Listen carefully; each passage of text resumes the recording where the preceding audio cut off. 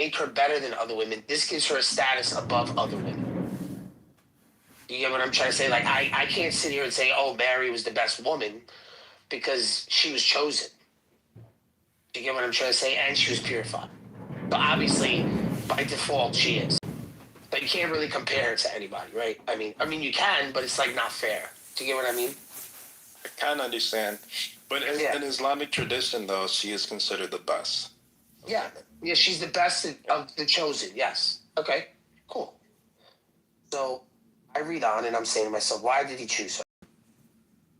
So we go to chapter 19, her chapter, 16 to 21. And it says, and mentioned the book Mary when she withdrew from her family in a place toward the east. And she took in seclusion from them a screen. Then we sent her our spirit.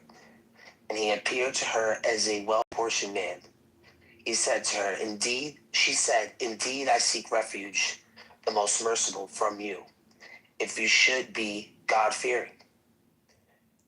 He said, I'm only a messenger of your Lord to grant you a pure son.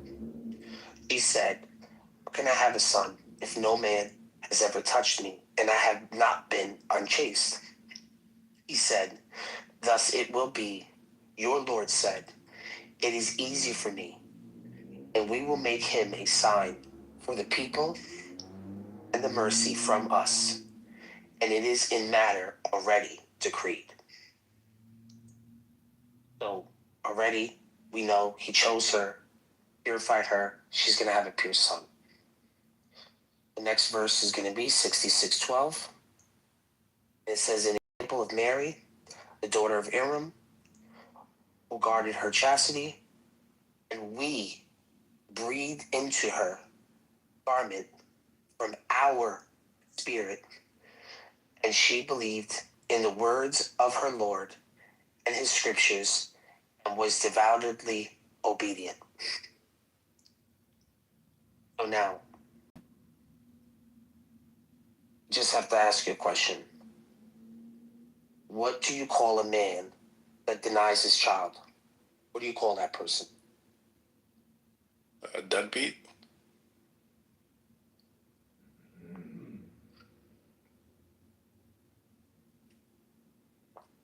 I didn't hear what you said. Well, I'm just saying, like, so I'm not calling Allah a deadbeat. But I'm not either, because Allah's not Jesus' dad. Well, this is the thing, right? We went through the line of reasoning in the hypotheticals that Allah has set. And if he did want a son, all he would do is choose from his creation. And when he chose from his creation, he purified this person and gave them a pure son. It says our spirit, and we breathed into her.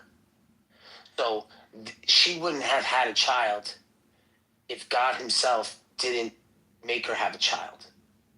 On top of that, this child doesn't have a father. So I'm asking, he doesn't have an earthly father. So, because it's just not possible for her to have an earthly father, because it's not how he was conceived. She didn't have sex. But she still did have a son. That was already decreed. So then I'm asking you, how would you say that that's not Allah's son? Who would that be? Because Allah explicitly makes that clear. That's not his son. He explicitly made that Isa is not his son? Yes, Jesus, Isa, however you want to call him. So then who created him? Allah created him. Allah's the only one that gives life. Yeah. So then if Allah created him, and there is no male, he has to be a son. He has to be his son. So whether if he calls him his son or not, ask him to prove it. He can't prove that Isa is not Allah's son. Well, I'm him to understand that this is prophet loser guy. No, he's not going to talk. Stop. So yeah, he's not going to get involved in the conversation. He's just kind of like, whatever. Yeah, so, shut up. But I'm just asking, right? How could you prove that it's not Allah's son? How can I prove it's not Allah's son? What do you mean? Yeah, ask him to prove. Yes. Allah, hey, I'm not talking to you, ho. Shut up. I'm talking. Hey, shut up. Right, I'm gonna put you in the audience. Oh, yeah, put his ass in the audience. Yeah, come on. Loser. Put him in the audience. Okay. So now, yeah, stop. Don't do that. So how do you prove he's not a son? What do you mean, how do I prove this? You have to prove he is the son. What do you mean, how do I prove he's not a son? I can prove that he's not because Allah explicitly makes it clear. He says that's not my son. He doesn't have sons. So that's my proof. No. You see, he doesn't have sons. It's very clear. He explicitly makes that clear. Plural. Son, period. Son, daughter, nothing. He begets, nor was he begotten. Clear. Yeah, but we're not talking about begetting and begotten. Sons, there's other Quran verses that say Allah doesn't have a son. You know that. Yeah, but then in this verse it says if he wanted to have a son, he's giving the hypotheticals. I'm not creating the hypotheticals. It's an impossible hypothetical. How is it an impossibility when he's the one setting the conditions? Because he's showing you how that's the case. Exactly. The other word for this is he's called... showing you that it's not the case? Reductio ad absurdum. Look it up. Do you have like, verses that make this line of reasoning? So the line of reasoning is in the beginning, 38. How I started. I started at 4381.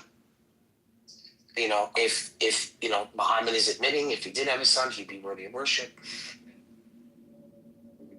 Then again, he's saying if he wanted a child, he would just choose from his creation. 39:4. He chose Mary and purified her over all worlds.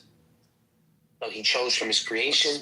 He's literally doing the hypothetical. What's the message? He's not like the hypothetical now is becoming an something he.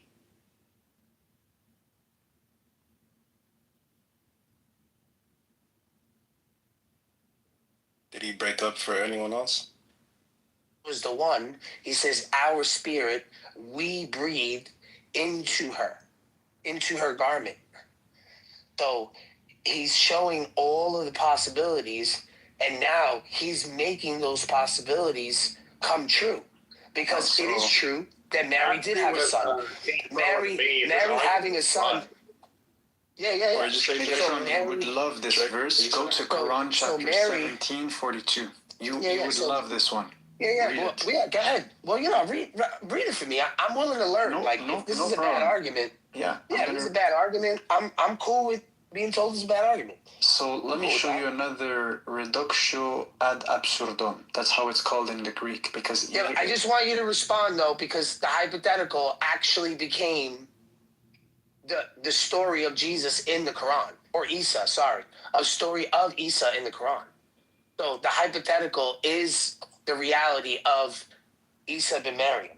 Okay, now here's another... He did choose from his creation, and then he did blow his spirit into Mary. He is the one who creates life, right? You're saying even if Isa was granted permission, it's only permission by Allah. So even when Isa blew the life into the bird, right? You're still saying that was Allah. Allah's the only one who gives life. So then it makes sense if he put a life in Mary, then, and there's no male, then he must be the reason why he's alive, correct? And she gave birth then. I understand. So the hypothetical is an actual thing that happens. So I understand what you're bringing, but I could, for example, redirect you to a verse, but I would not do this. Give me verses. Yeah. So I could have redirect you to a verse that's explicit, and it clearly says that God doesn't have a son, and that Jesus, he's not like the son of God. But I would rather go to another passage and show you something else. Okay. So here's a verse. I'm gonna read it. Tell me what you understand. In chapter 17. I'm going to start with 41. We have explained in this Quran in various ways that they may remember, but it only adds to their rebellion. Say, if there were other gods with him, as they say, they would have sought a way to the Lord of the throne. be he glorified. He is exalted far above what they say. So that's an interesting perspective, right? And there's another passage. Can you read that again? Yeah, I could read this again. We have explained. Okay, say if there were other gods with him, as they say, they would have sought a way to the Lord of the throne. So, basically he's saying if there was other gods other than God, they would have fought each other to try to be the ruler of the heavens and the earth, in a sense. This is made up. That's not real. Two guys. I could show you another passage. I could show you another passage. I'm not sure how, that's... I like that verse. It makes sense, actually. It makes a lot of sense. You're saying people can't disagree. Yeah. It does make sense. There's only one absolute. Exactly. That is correct. Yeah. Yeah. No, but you do realize, right? Stupid. Saying that one God created another God is not what we're saying here. We're talking about Allah having a son. Yeah, so obviously, how does that work? Tell me how does that work? Because it couldn't be, first of all, we know that God is not biological. So obviously, right, biology in and of itself is out of the question. This is the reason why. Does your son share the same essence? Explain this to me. Well, that's... You said it yourself. Yes. Wait. Okay, listen, stop smiling. Stop. No, don't answer him. Don't answer him. Define Don't answer smiling. What is son? Don't answer smiling. Don't answer smiling. So, I'm asking you, in the first verse, it states that Muhammad would worship him, so he is worthy of worship. Now, I'm not exactly sure what Muhammad is agreeing by saying that, but he obviously would be of the same essence of his father. Not as a separate God, but as God himself. So, I'm not saying that it is a separate God. That's not what I'm saying. He wouldn't be a separate God. He would be of the essence of God. Because he's not telling Muhammad to commit shirk. He's not telling his own prophet to his people to show him violating his own principles. He's still following the same principle. And he's not committing shirk. Because the son would be worthy of worship. So we're not talking anything about Christianity or Christian thought. We're talking in the theology of Islam. Islam, Allah is saying, say. And Muhammad is responding. He's not going to tell his own prophet to violate him. So yeah, he would be worthy of worship. Now, the nature of the son, I can't exactly explain that to you because that's not what's in the text. But I will tell you that he didn't violate any of Allah's rules, and he was still worthy of worship. Okay, I want to read you now another passage that's close to the one I just read. So we're building something right now, right? Yeah, but the verse that you gave me does not that would violate the worthy of worshipness, because then he's still worshiping Allah. So he's not talking about creating a different God of him. That would be obvious. His son is worthy of worship, meaning that his son isn't another God. Yeah, so that's the metaphysical implication it would lead to. That's what God is explaining. No, you're adding that. I want to read here something here. Okay, it's close to what we just read. It's another phrasing of the same thought. No. You're adding that because there's no way he's going to tell Muhammad to admit to believing in another God that's worthy of worship. So that's wrong. That's wrong. I'm not taking that as an answer. No problem. Right? Let's read this one. Chapter 22. That first verse. Thank you very much. Verse 21. Or have they taken to themselves gods from the earth who resurrect? If there were in them gods other than God, they would have gone into ruin. So glory be to God, the Lord of the throne, beyond what they allege.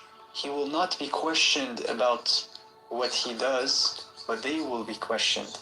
Or they have taken besides him other gods, say, bring your proof. This is a message for those that doesn't with talk me, about the verse. and a message of those before me.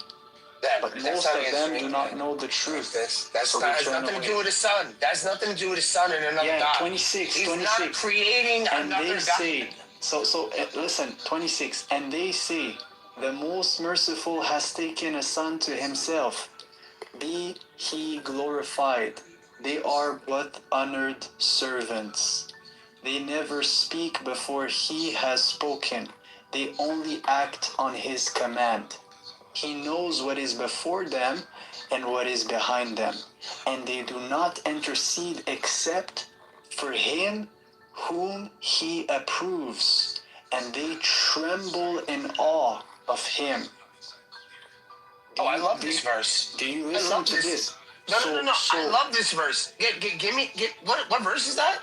So I just read to you. So this is chapter 21. 21. It's easy to remember. 21. Like this is amazing. So God is explaining he doesn't have a son. No, sons. he said... He have servants. No. That's not what he said. Yeah, that's what he said. No, I don't know why you changed why you do that. But read the verse. What do you think it says, Bart? What do you think it says? 21. I'm going to read it. 21:26. Is it 21:21 or 21:26? So 21:21 is the beautiful context. So from 21:21 you read till 21:26. Okay.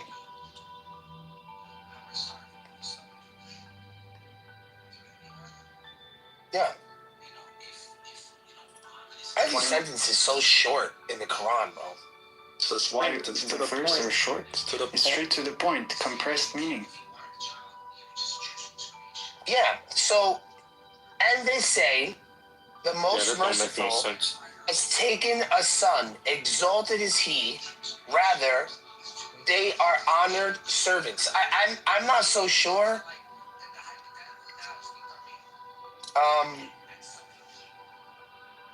I don't know what this means.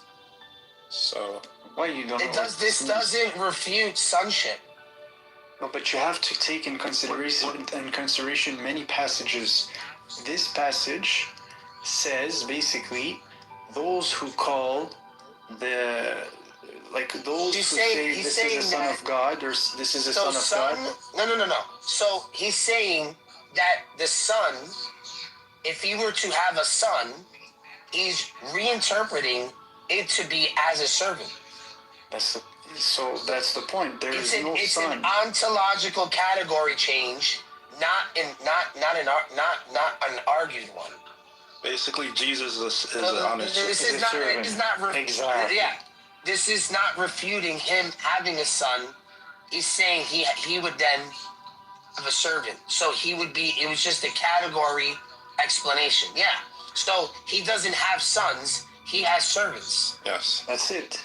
Exactly. So this doesn't deny that he doesn't have a son, though. His son is ultimately his servant, though. Yeah, but you need to keep in mind that all the passages at once. We're not talking about... No. If he were to have a son, not sons, not multiple sons, as if we are all Allah's sons and all Allah's servants. That's not what's being said. He's saying if he were to have a son, his son is ultimately his servant. That's it. Yes. That doesn't refute the claim of him not having a son. So what do you think? This doesn't negate... Bart, what is a son? I'm just reading the verse. Listen, I'm reading the verse. What is a son? Well, that's the thing. The son would be worthy of worship and not be violating Allah's laws. So you're gonna have to give me more verses what the Quran is refuting. What actually happened in the Quran when he was talking about these verses in the beginning. What is refuting is the language you guys use, because it's the way you guys have used son. You've taken it to an extreme, so it's just rejecting it completely. It's saying those that you're calling son, that you're mistakenly calling like literal sons, they're honored servants. Jesus, No, not sons. It's son. It's not regardless, sons. Why do you guys change? But you changed in the verse. Doesn't matter. Doesn't matter. But you know they always change the argument. No, it doesn't make a difference. How does that change my point? Whoever you're calling a son is an honored servant. That's what the Quran is saying. So stop talking like that. That's all it's saying.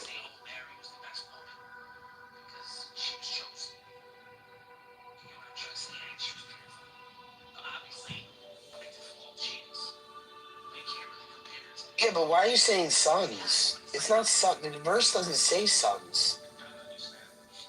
The verse says son. What, 21, 26?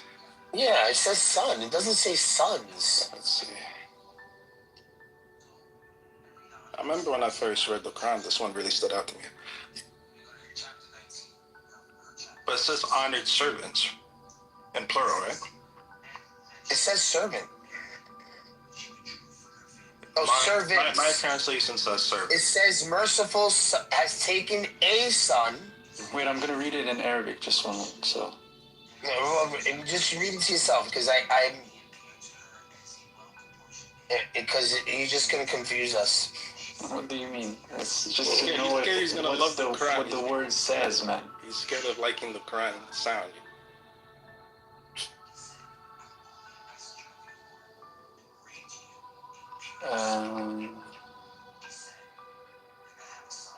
وقالوا اتخذ الرحمن ولدا سبحانه بل عباد مكرام. Yeah. So yeah. So it's just the first is waladan. So it's like a son, but it's talking about also many servants. So some people say because different people were called sons of God, right, by certain people. But he's saying basically that the reality is that they are not sons of God. Like they're servants of God whom he have honored, or karama. It's like they're. This is going to be the problem. So I think the reason why this verse actually makes this even more confusing is because this is going to be tension with the 4381. Because if the son, if you're saying 2126 would mean son, merely an honored servant, but if Allah had a son, worship would follow. So the servants never ground worship, but worshiping Allah because of servants would be shirk. But the Quran again isolates this between son equals servant and son equals worship radiant relation, which 4381. So the both of them can't be true. So okay, so Megatron, you already know the verse, and I don't need to even pull it up, right? The verse in chapter 4, verse 171. It says, "Be exalted is he above having a son." What does that mean? Yeah, but that doesn't mean, listen to me, that like, so I'm not sure if that's a translation problem, but this is like, all right, that's what I'm saying. You need to put that using logic. That actually doesn't negate that he doesn't have a son. Like logically, it doesn't deduce. Like what you're thinking in your head as you're saying the words don't match up to the reality. Because he's exalted enough to have a son, it's just saying he's not good enough to even recognize if he did have a son. He doesn't even care. It really doesn't. It doesn't sound like he's saying that he would even admit if he had a son because it wouldn't matter anyway. Like I don't know how you want to make sense of that, bro. It's you need to be honest with what the Quran is saying here. Like if you just go on ChatGPT and you just type in this all the verses where God negates having a son. Bro, you're gonna find like I think more very than 10, ambiguous. like 10, 20 passages. Well, give me them because they're very ambiguous. I can go. Listen, I can read them all to you if I. Yeah, sure. Let me read them all. If Just I'm gonna send me start the with link. them. That Just send me the link in the chat. Okay. Just put the link. Sure. And, just read put the them link in the Arabic chat. first. So what's I share my ambiguous? links. All right, what is ambiguous No problem. about these verses? Well, you haven't really given me any because 4171 says that he's a highly honored. I don't know. He's the spirit and word of Allah. No, like the way you read the Bible, those that you call sons of God. God is saying No. If we're talking about a son, we're talking about one son. Sons of God is the Nephilim. Okay. No, we're not talking about sons of God. Anyone that's a son of God. For example, Jesus says a peacemaker, right? Peacemaker is a son of God. In the Bible, right? Jesus says that. So God is saying, Allah in the Quran is saying, that is an honored servant. That's essentially what it's saying. Yeah, but then why would Muhammad agree to give him worship? He doesn't. That's an impossible. He says that. It's an impossible hypothetical. It's there to emphasize how extremely, never. This is not something that's possible. That's the emphasis of that message. It's in the doc. I just send it here. Go look it up. Well, I don't know. I saw. It's just what's weird is that he says one thing, but then he does the other. He's giving he purifies. He purified Mary, and he purified her for what reason? To give her a pure son. I'm gonna start with it's so weird. He's the one who did it. It was decreed. How come Muslims aren't confused about this? How come no Muslim will go out of their way to say? I'm not. Yeah, I'm not saying. No. I'm not saying that Muslims are confused. I'm just saying to myself, normally, when you look at this, you're like, oh well, he's the one who gives life. I mean, he gave a life and put it into this woman, the only woman mentioned in the Quran. I'm saying to myself, this was a decreed thing. It's not you got to remember, it's not like a woman was barren and she couldn't have a child, like Isaac, like how John the Baptist was, because they still had sex, they have a father, so they had sex. Whether if he put that life in that child has a father, but this person has no father. Okay, so Megatron, you remember the verse we just read in 21:26, right? That in fact, the ones that were called sons are not sons, they're servants. Now, listen to this one here.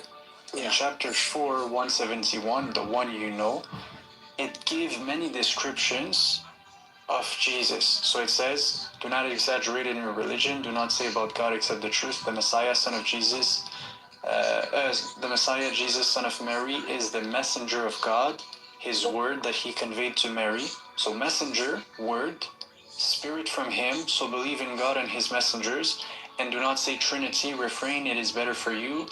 God is only one God. So glory be to him that he should have a son.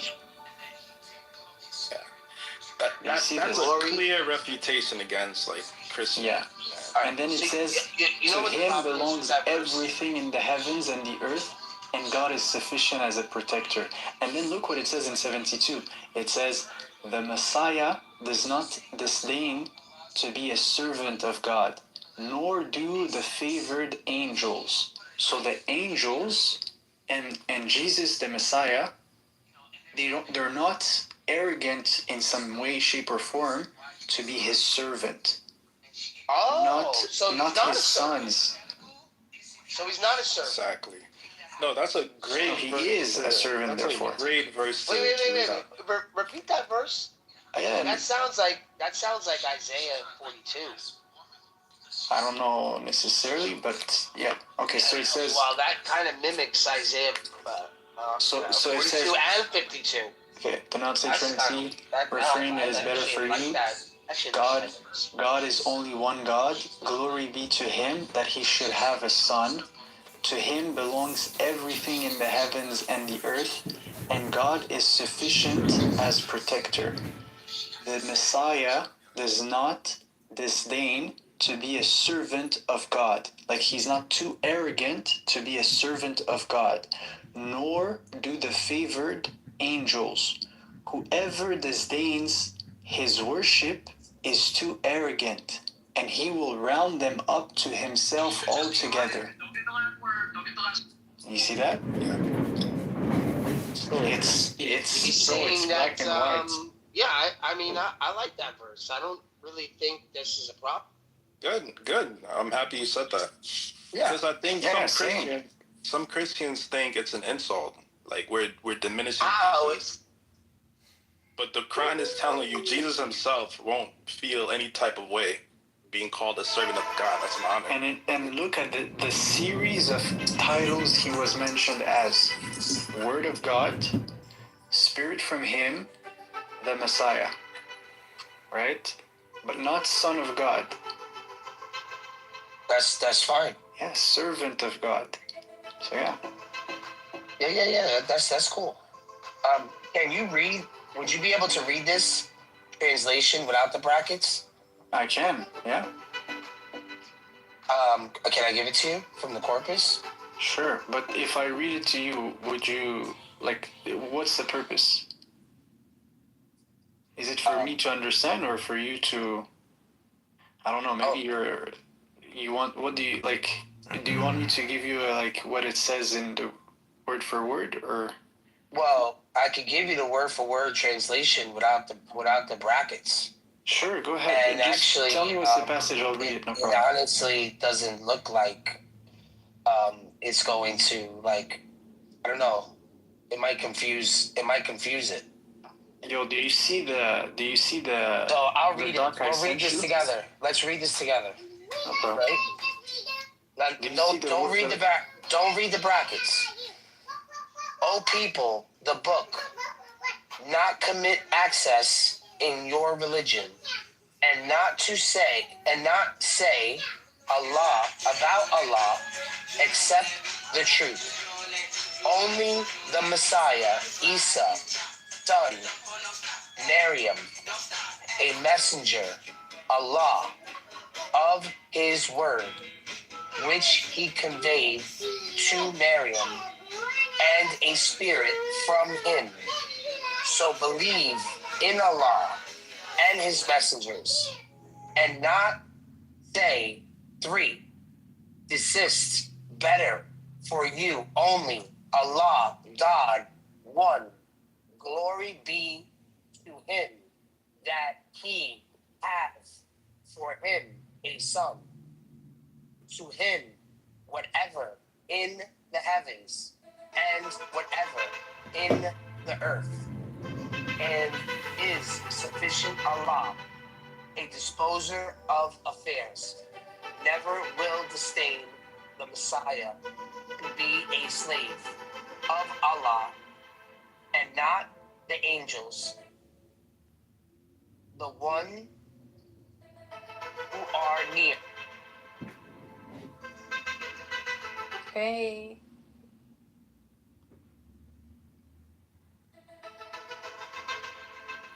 كيفك حبيبي Abi Tartarian, welcome. How are you? I'm so happy to be here. What's up with the buttercup? Did you have some drama, some emotional unresolved conflict? Did you know that she has a son? She has a son? Uh-huh. Ah! She is a mother. She's a mother, yeah. So what's your Your point? son is a faggot. Really? Uh-huh. Oh, it's horrible. Astaghfirullah.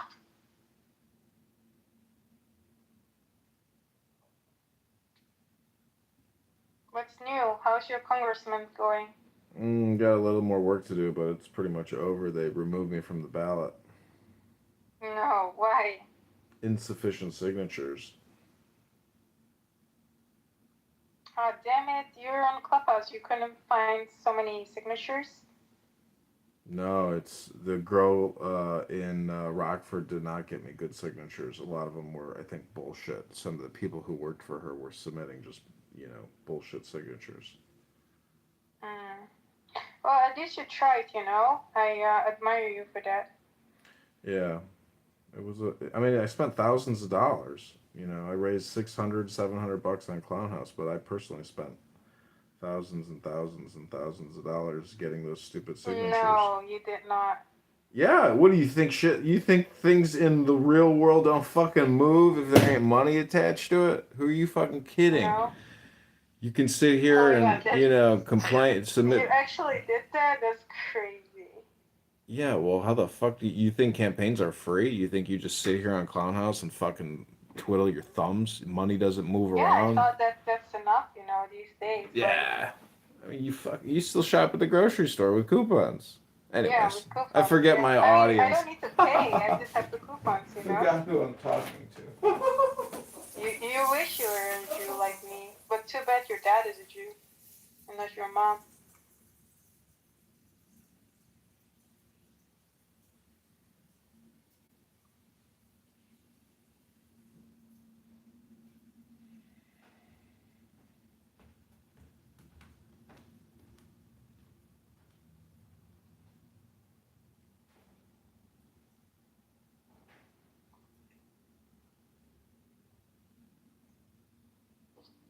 Did you keep the donation money?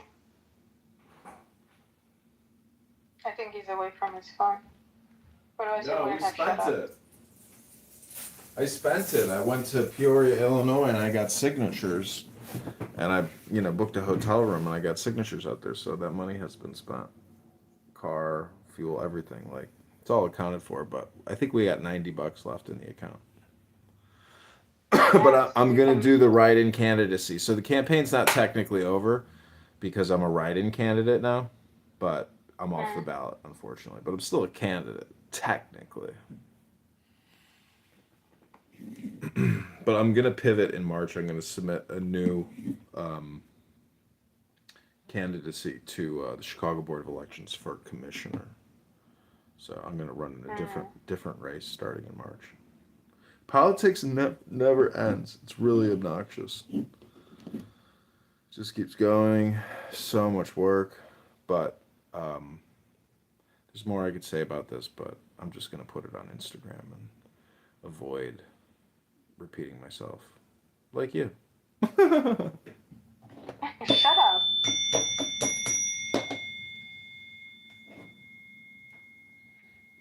So have you encountered Randy? No, I think he is off the app. Did I do anything wrong? Because I didn't do shit. Yeah, you did. Bye. What did I do? Hello? Sorry. Wow. Assassinated. You're a killer. Yeah, it's just like that. Bye-bye. Don't want you living in my brain for free. Can't take it unless I get paid. Can't take it anymore. Can't take the syphilis anymore. Hello? Hello? Yeah, this app, it's so crazy how you can just surrender your identity, surrender your ears to people. And in a way, it's like you become their proxy. And that's why I record it all, because it's like, it's so ridiculous to be here to listen to some of these people. It's so childish. It's so immature. It's so petty. It's so pathetic. I've done so many, amazing things in my life, and to like think that your life is like listening to the people on this app, it's like, it's very, very sad. But I feel like... Wait, are you repeating yourself? No. I'm saying that I think what I've done is artistic, but I think what other people have done here Very is artistic, yeah. it's just hypocritical, which means you're a critic but not an artist. And if you are just a consumer and not a producer, you truly are the ultimate sucker. Yeah, but you cannot only have producers and artists around. You need people who are Consumers. going to consume. Yeah. I get it. Consumers can become artists, but the whole thing is, it's not better every consumer is supposed to be an artist. It's just sellers and buyers, and it's... Exactly. Yeah. And there are more buyers, than sellers. See, I'm a seller and a buyer, but not every buyer is a seller, and it's better to be a seller and a You're a buyer. special snowflake. We see it on your brain, your scalp. You know. Yeah, well, look at my PTR. The camel is a metaphor for one who can go great distances. And really, the emotions is the water of subconscious internal friction. And the camel can go so far and return with absolutely no water in its system and survive. So the whole thing is the ability to go far out. And really, it's about transportation and communication. So, hello? I'm also, you'll have And to, what about that black man on the camel? What does that symbolizes? can you check out my TikTok? It's John Kitover. I have filmed. No, I don't have TikTok. Oh, no.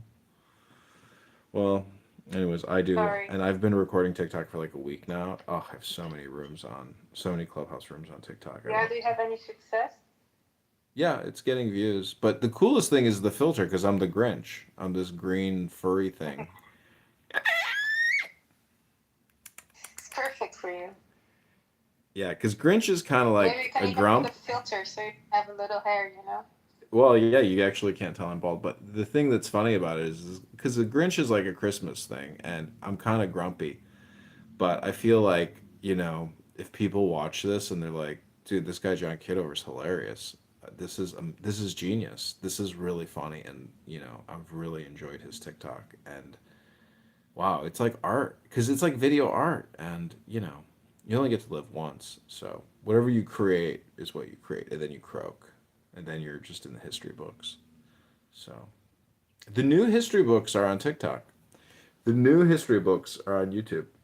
The new history books are in the palm of your hand on Instagram.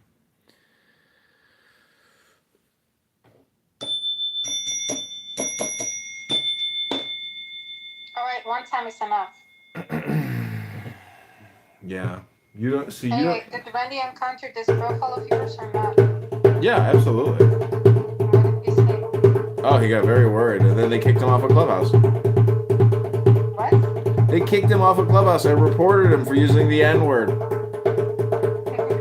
you didn't. I did. I screenshotted it. It's part of my PTR.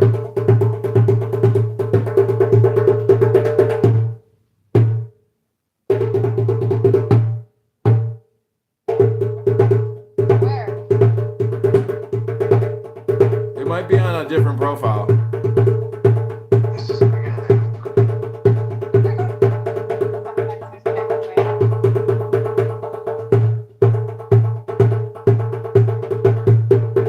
Yeah, my art submission was reporting Randy. Look at this thing, bitch. Yeah. Aesthetically. Would be a separate God.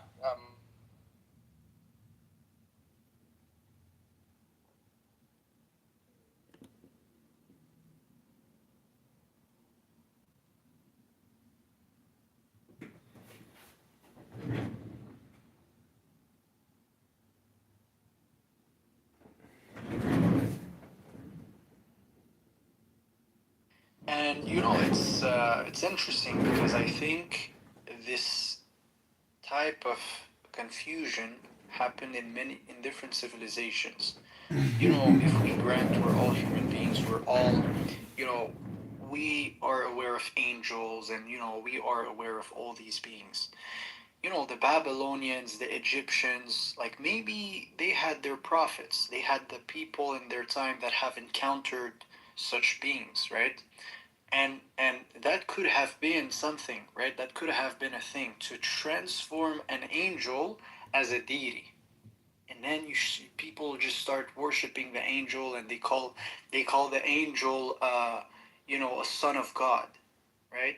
Whereas in reality, the angel is simply a servant of God, right? So I'm just saying, like, for me it's a valid point. It is. So it purposely wants to override the previous text when it comes to this sort of stuff. So then it knows what the other text is saying, correct?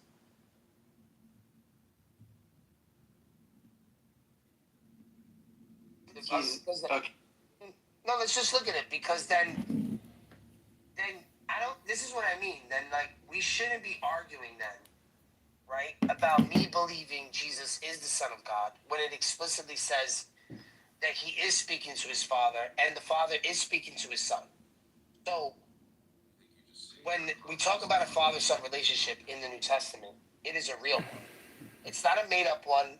It's not anything where it's like saying what the Quran is saying. The Quran is saying, if Isa was a son before, he's nothing but a glorified servant to Allah. But that's for you. That's not for you to take my text and say, oh, now this text overrides that text, but that text is still saying he is the Son of God. That doesn't make any sense. Like, it's not saying, oh, forget your old text. It's just saying you guys believe that he's not the Son of God, but we do believe that he is the Son of God. So then we shouldn't be fighting about, like, you telling me I'm committing shirk because I'm not a Muslim. I'm a Christian. And in the Christian book, he is the Son of God. You get what I'm trying to say, King? Like, we shouldn't be trying to convince you that Jesus is the Son of God, because in your book he's not. No, but in my book he is. It's about how you understand that. If you no. You can't now take your text and interpret it to me. But honestly, I don't have an issue with you saying that. If your understanding well, that's what my text says. I know. If your understanding is he's an honored servant, God sent him, he's close to God, yeah, okay, fine, if that's how you want to use that terminology. But the Quran is just, it's completely saying stop talking like that, because you're confusing yourselves and everyone.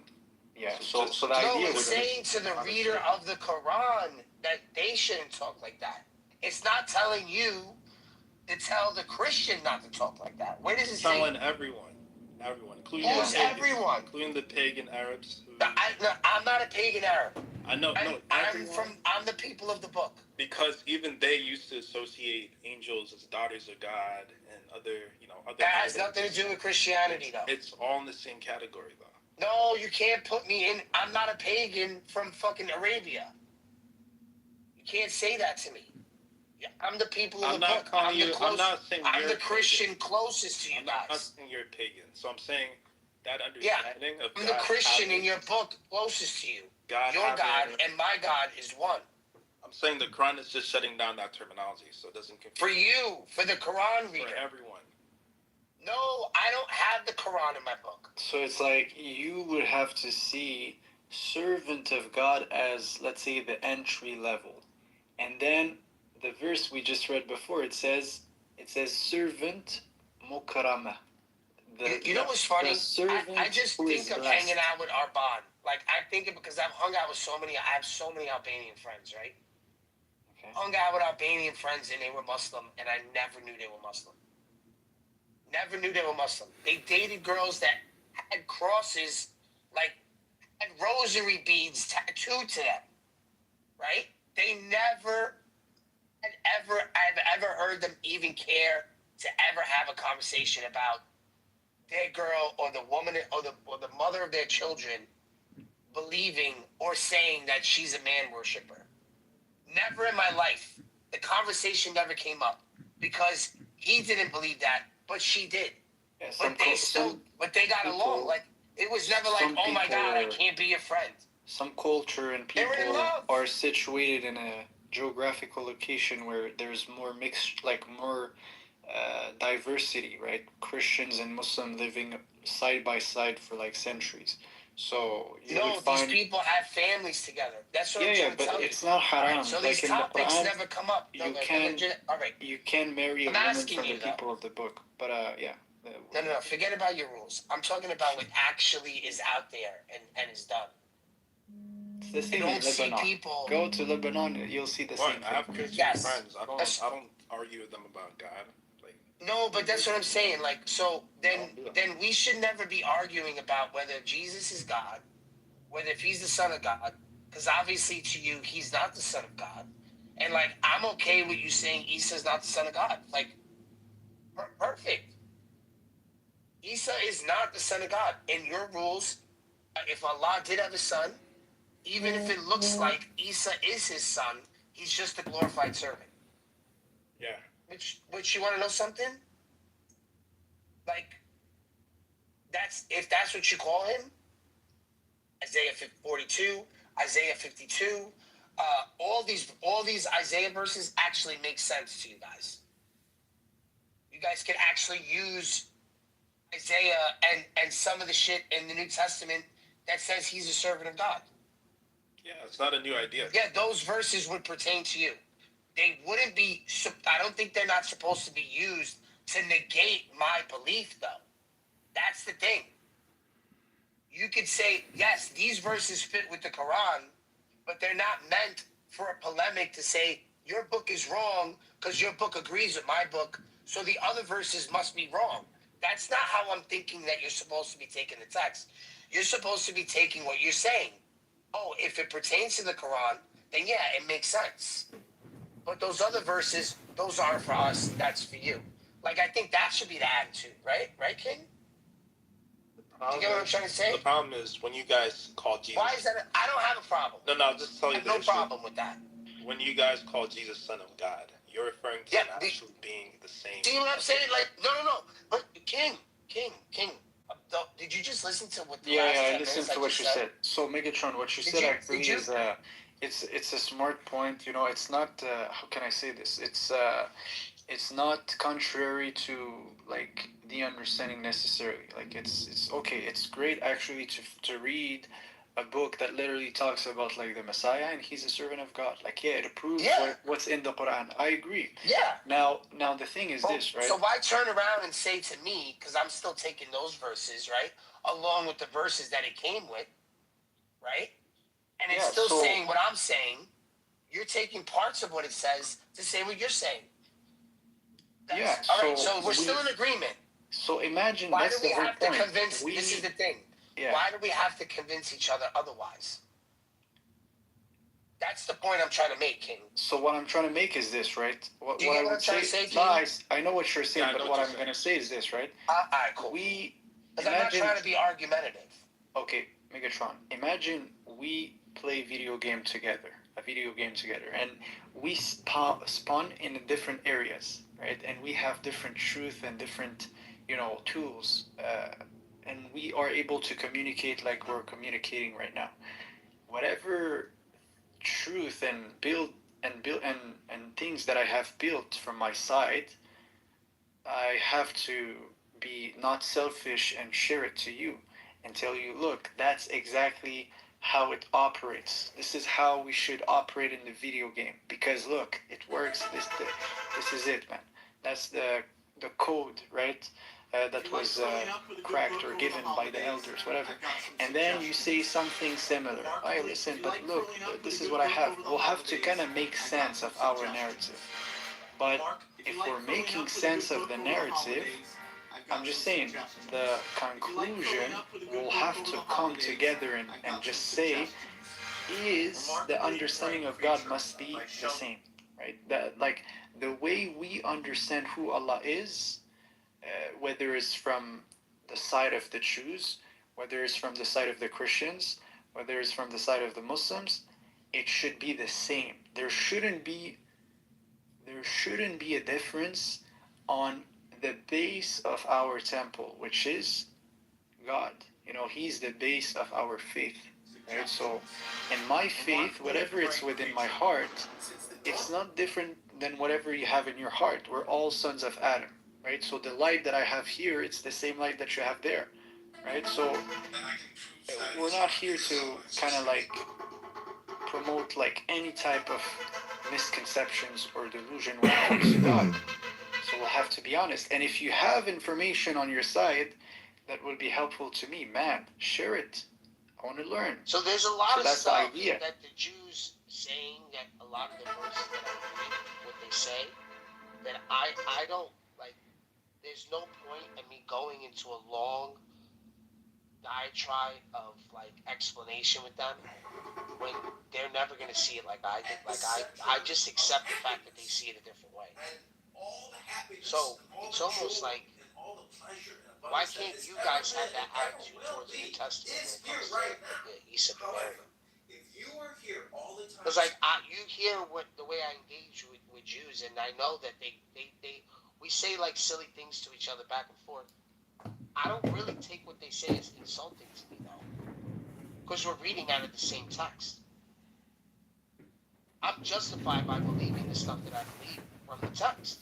Yeah, and they refused the New Testament, so they could say, for example, they're supposed to. It wouldn't make sense for them not to accept it, but for us, I would say this, right? If you would have to compress the gospel account into 3 saints, right?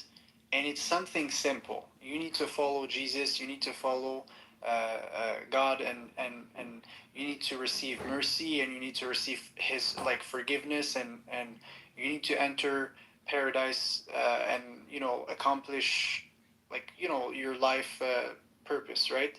So if this is the gospel message, I'm gonna say, yeah, I think a Jew must uphold this also, and a Muslim literally uphold the same thing. That's the whole point. So I'm saying from my side, we have something to teach you guys. You guys have probably something to teach us. It's all interconnected, right? But if I'm just saying, if everything would have to collapse and there is just one thing we need to agree upon, I'm just saying it's the understanding of God. Not just understand that God is one, and love your neighbor as yourself. Just this, it should be a non-negotiable understanding. You see what I'm trying to say? So yeah.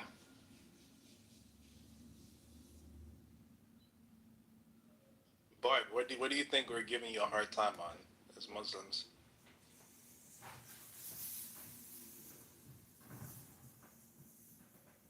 I feel like the fact that you guys can't accept the so we're still saying one God, right? We're still saying one God when we talk about the Trinity. So I know that you guys like to use the verses, and you like to leave out certain messages from it, which probably makes sense to you. I'm like, oh, all right, it makes sense to you that Jesus is this, is this person, right? That says it, that's in your book, right? But if I keep reading the text and I'm following the whole book, it's going to say what I'm saying.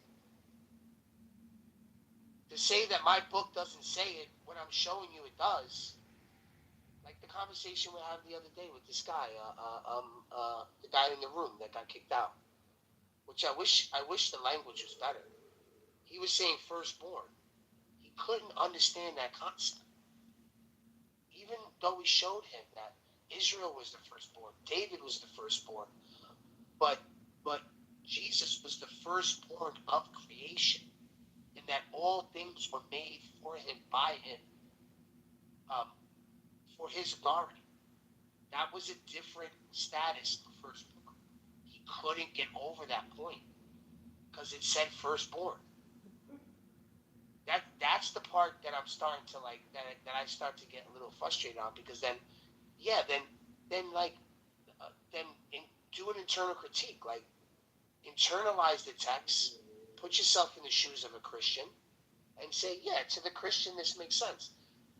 Just like when I speak to the Jew, I can say, yeah, it makes sense, but I don't believe it, but it makes sense, so that you can actually have the conversation about the text instead of always trying to refute the text. That's the one thing, King, that I don't understand about Muslims, is that instead of having a conversation about the text so that you can actually understand what I'm saying and I can understand what you're saying, right? And then we can have deeper conversations, right? Because then we're really giving the meaning of the text. Once we engulf it, then we're getting into better conversation. Why always go into the conversation to refute what I'm telling you the text says? That's the question. I'm gonna tell you why. Really instead of trying to understand it, you're just sitting back, thinking of what to say, so that it says what I'm not saying. I'm gonna tell you why. I don't get that. Why is that always? So listen. Yeah, it's fair, and I'm gonna tell you why. So try to imagine what I'm trying to say right now. Imagine there's 3 rooms. One is the room of the Jews. One is the room of the Muslims. One is the room of the Christian. I'm gonna say you, on where you were born in the room of the Christian. You had truth, you have understanding, you have a lot of things that are true, right? Same for the Jew, same for the Muslim in their own rooms. If a Muslim will be like in a state in his life where he's, knowledgeable and he have a strong foundation of his understanding and truth, and he's exploring something that's different, like a different room, and he's trying to understand the truth that is within the Christian's hand, or the wisdom, or the, whatever the message is, he's gonna have to put his garment of monotheism. You have to understand this. For us, you could remove, like, if you would have to remove everything, and there is only one thing that's gonna stand, it's our understanding of God.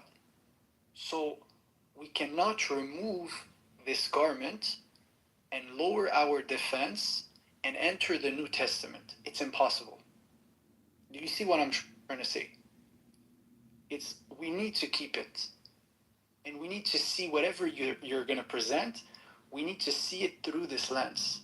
Or else, it's never going to make sense to us.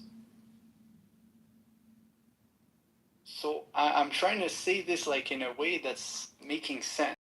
And the Jew who's going to explore the New Testament, I'm going to say he's going to do the exact same thing. He cannot remove the garment of his understanding that he has about God. It's impossible. So if he enters the New Testament room, he's going to have to keep his clothes. And he's going to understand and read whatever he's going to have to read and understand. So yeah, so that's I don't know if you understand the analogy, but that's the best way I could put it. But for me, I go into it looking at, look, is there enough ambiguity where I could arrive at my conclusion? I can definitely understand where you guys get your ideas from, but can you fairly say there's enough ambiguity in the Bible, in the verses I quote, from Jesus speaking, for me to hold the position I hold? That's my main approach. Yeah. So just like how I strung together those verses, Shane.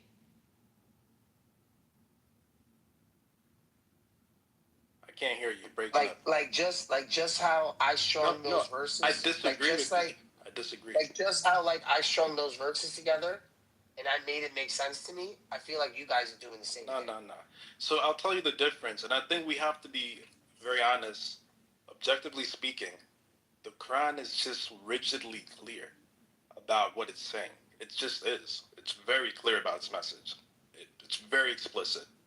God does not have a son. So is the Bible. God does have a son. I disagree with that. You see. All right. So then I'm lost, bro.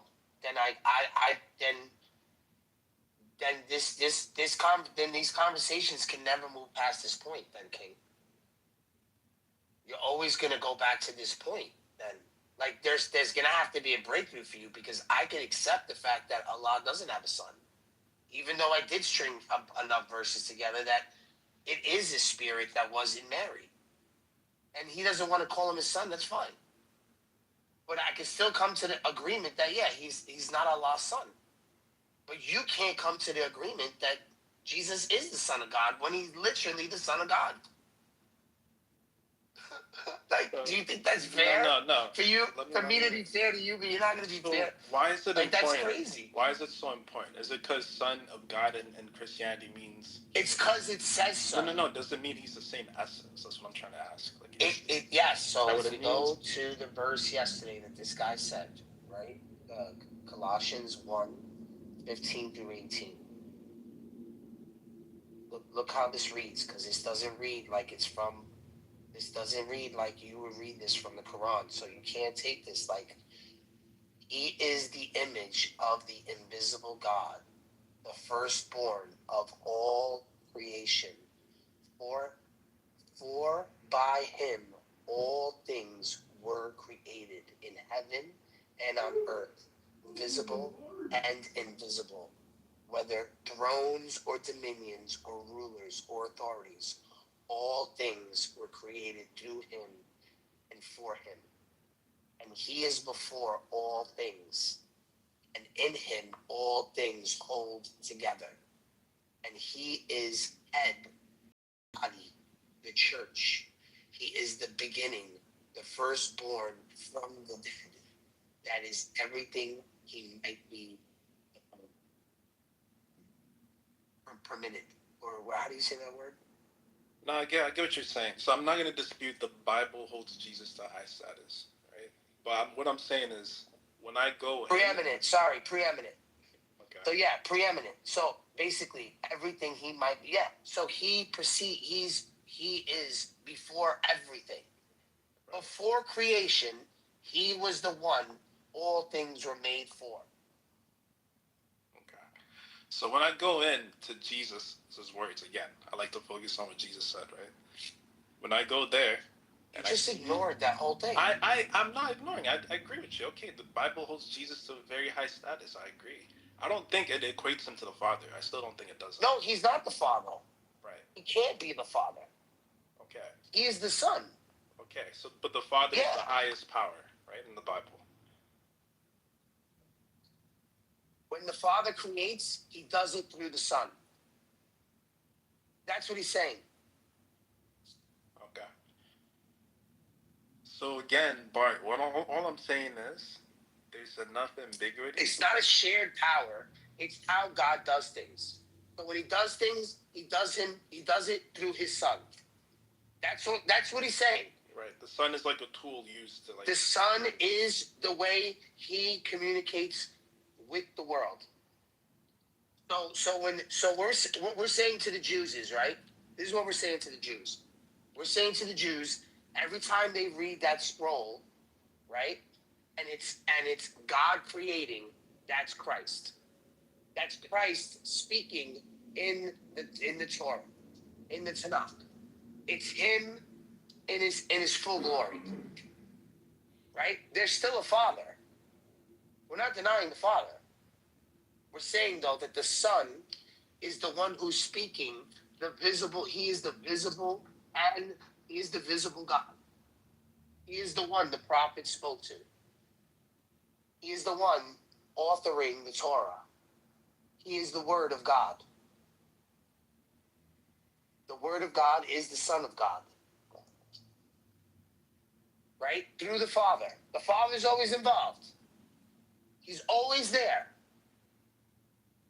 The Father and the Spirit are always there. They're always present. They are one. That's it. There's it's not saying that one is higher than the other. No, there is no one higher than the other. That doesn't make sense to say that.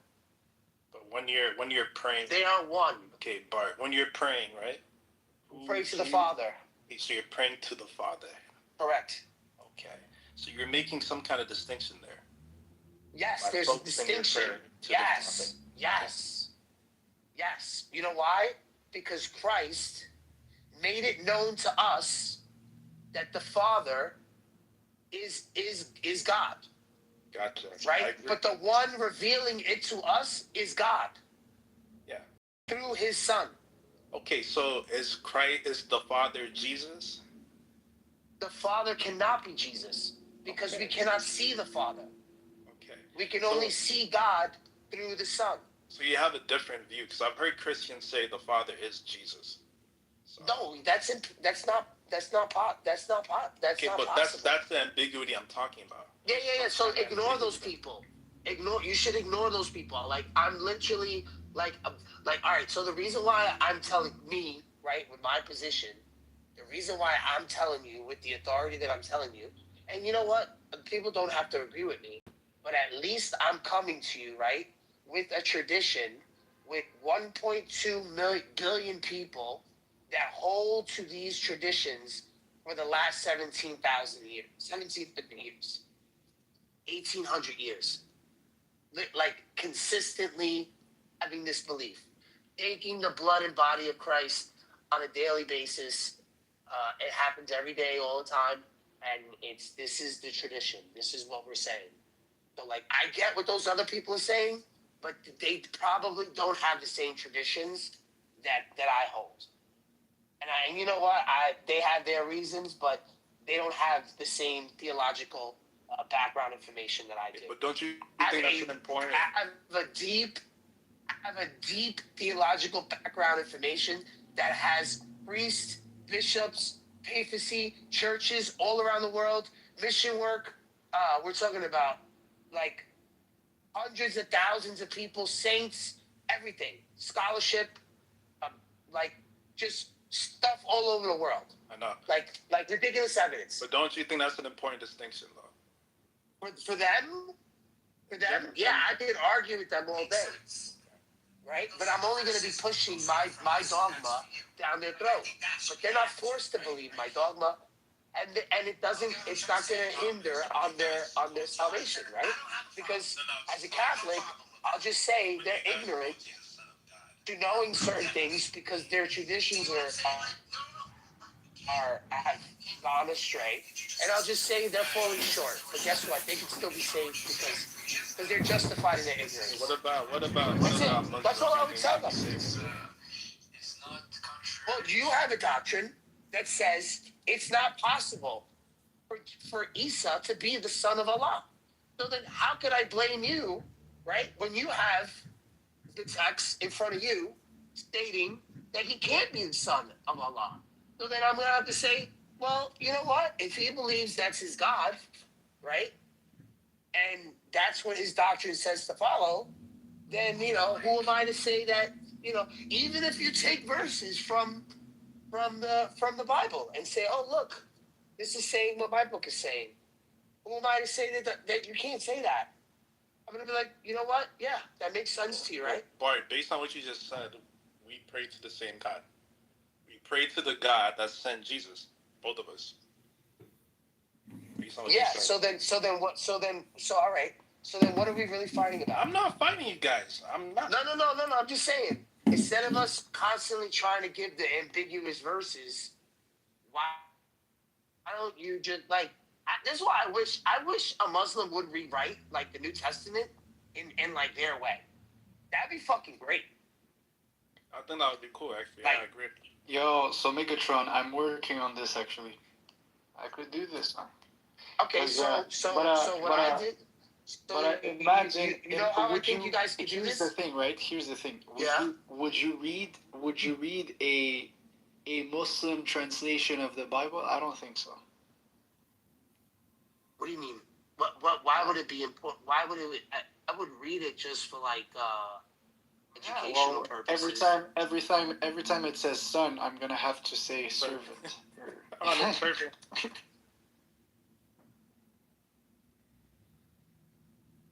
Paying each other the whole weekend, being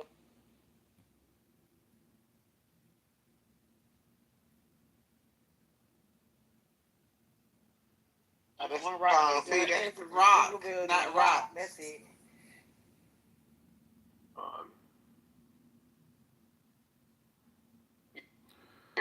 Assalamualaikum. And so it can limit, the extension that people value, which is the ability to be able to succeed, be able to excel. So, I mean, can you imagine a society in which, everybody is equal? By that logic, basically, if everybody's completely equal, then realistically no one can succeed because somebody has to lose. So. No, that is not true, Necro. That is just like your opinion. When you have two Burger Kings and a McDonald's next to each other, both restaurants increase their sales because of the collective herd psychology and the tide rises all ships. You see, Necro, you have a lack of perspective. hope that was not a made up accent, but it's impressive. I have to work on that. But so regarding the working, I mean, success does not have to be at the expense of others. We could all succeed. There could be healthy competition or ugly competition. Healthy competition, everybody can succeed. Imagine me, you, and everybody else in the room. Let's say we're hard working, trying to find the first cure, let's say for malaria, something that takes millions of lives every year, or something even more horrendous, something like cancer, and now we're all competing. Now, it happens to be you, Nicolo. You actually discovered the cure first. Now, me, Tabuk, and others in the room will be a bit sad that we didn't get to get the glory and fame for this. But guess what? When any one of us falls ill, we will actually benefit from your success. So it's a win-win everywhere. Yes, we don't all equally win. You will get the biggest prize here. You get actually a Nobel Prize. Now, this will be awarded not by some politics as normally they're awarded, but you will actually should really merit a Nobel Prize. And we'll applaud you for it. Because when Tabuk or somebody else in their family falls ill, they will applaud you because his necro that actually was utilized, his actual invention, his cure, actually now saved somebody's life. So this is a win-win. Now, the next thing that we're competing on is the cure for malaria. Now, I get to find this. Now, you go all sad. You spend 5 years of your life working hard and so on. But when next one of you goes around the world and you acquire malaria, you're not going to die. You're not going to die because Mahdi saved your life. You actually find the innovation. So it's a win-win again. But we don't win equally, but we're all winning. Because I got the Nobel Prize this time. And it goes on like this. It does not have to be ugly, the competition. The competition could be, yes, we all are inspired and we all get kick-started. And when I get the Nobel Prize and you got the Nobel Prize, now the book is keen to next time pull his sleeves even harder and work more efficiently to find the next cure. Guess what? He does find it. And then we all also benefit from his cure. And it's a win-win again. But he just happens to win more than us in this case. No, but there's no losers. There's actually no losers. Why does it have to be ugly? Now, that's just in terms of competition, but when it comes to justice, do with the accountability of crimes. Yeah, I mean, you may not have any issue with that specifically, but to me, like, you've had where the only way that, like, innovation has happened that build modern society basically is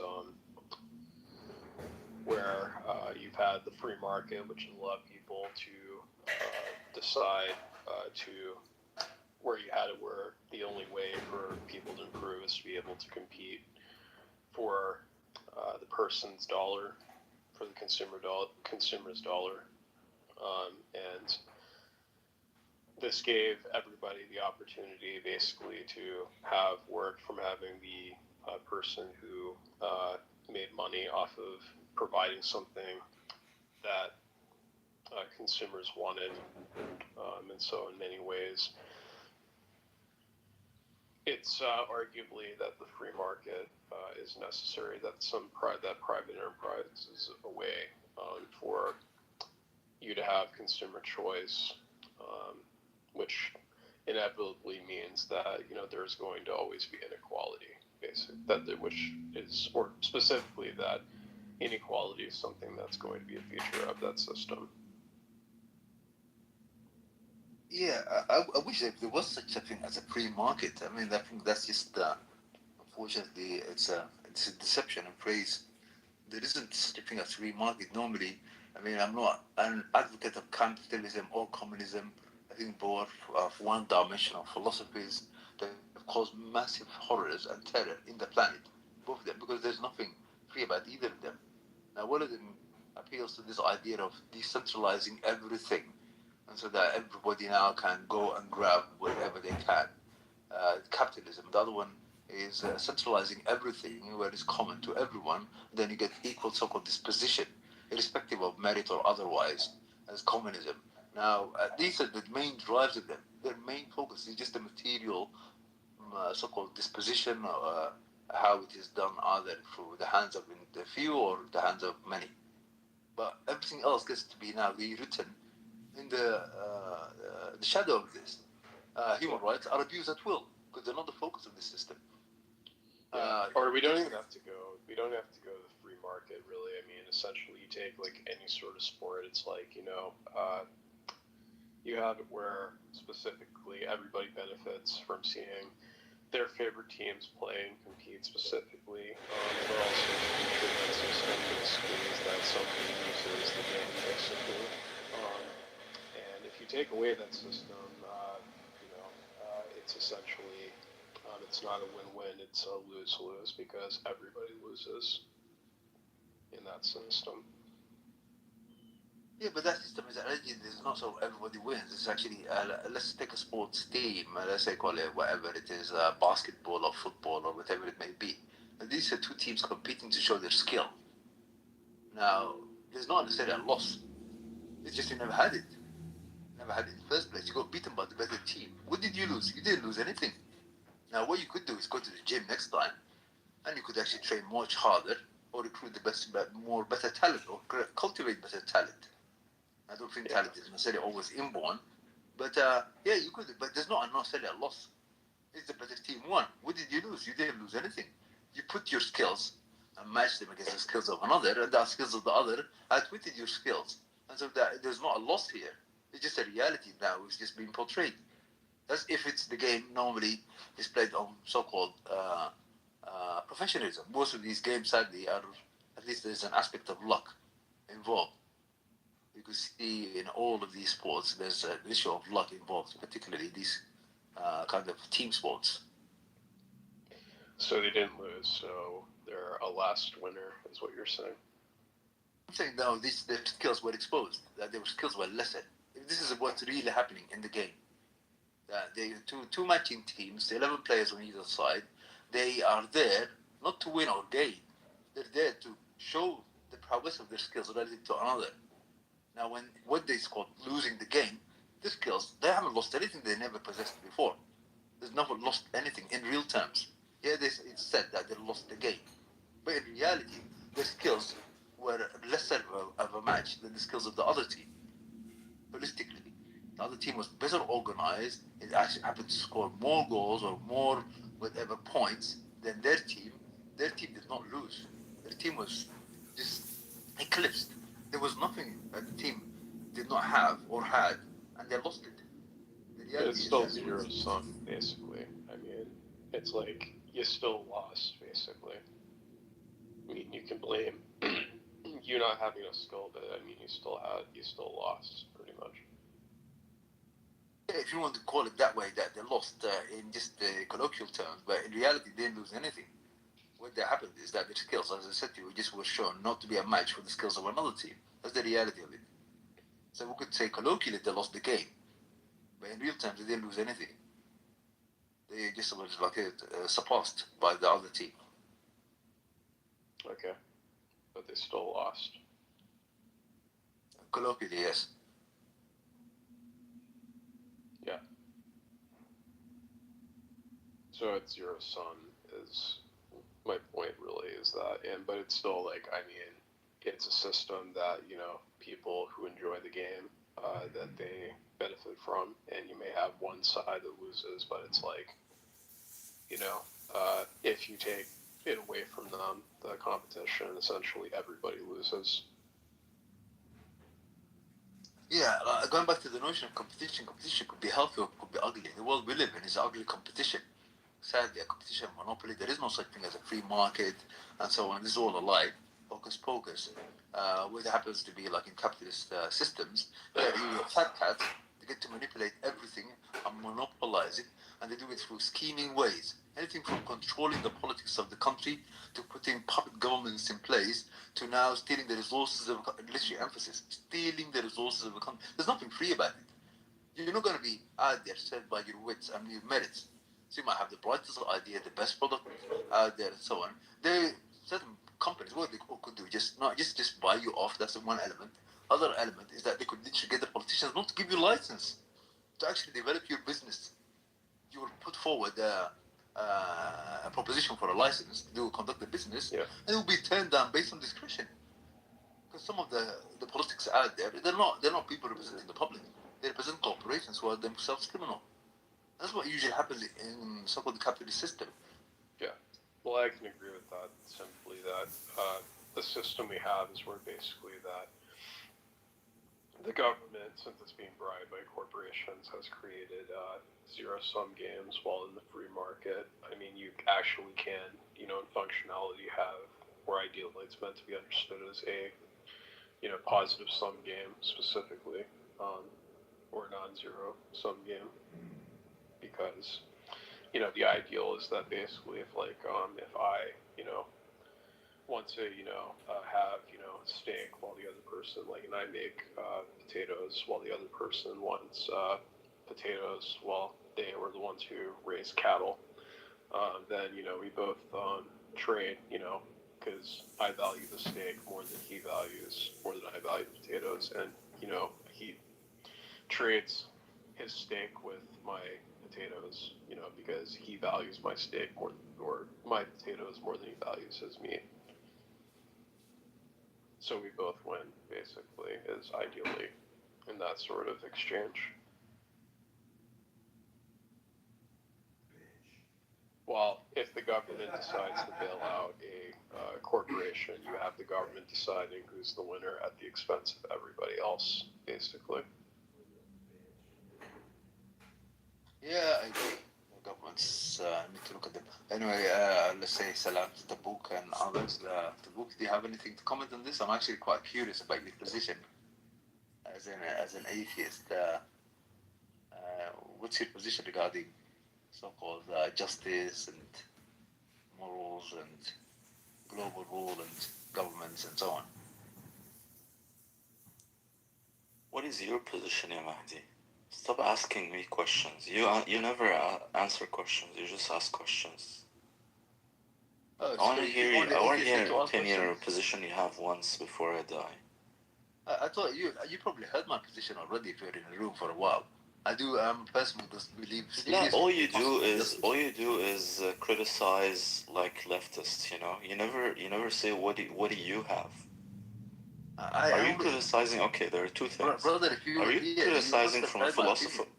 Are you criticizing from a philosophical point of view, like we're in an agnostic room where we're just criticizing the concept of justice, huh? Brother, or you're criticizing from a Muslim point of view? Theoretical.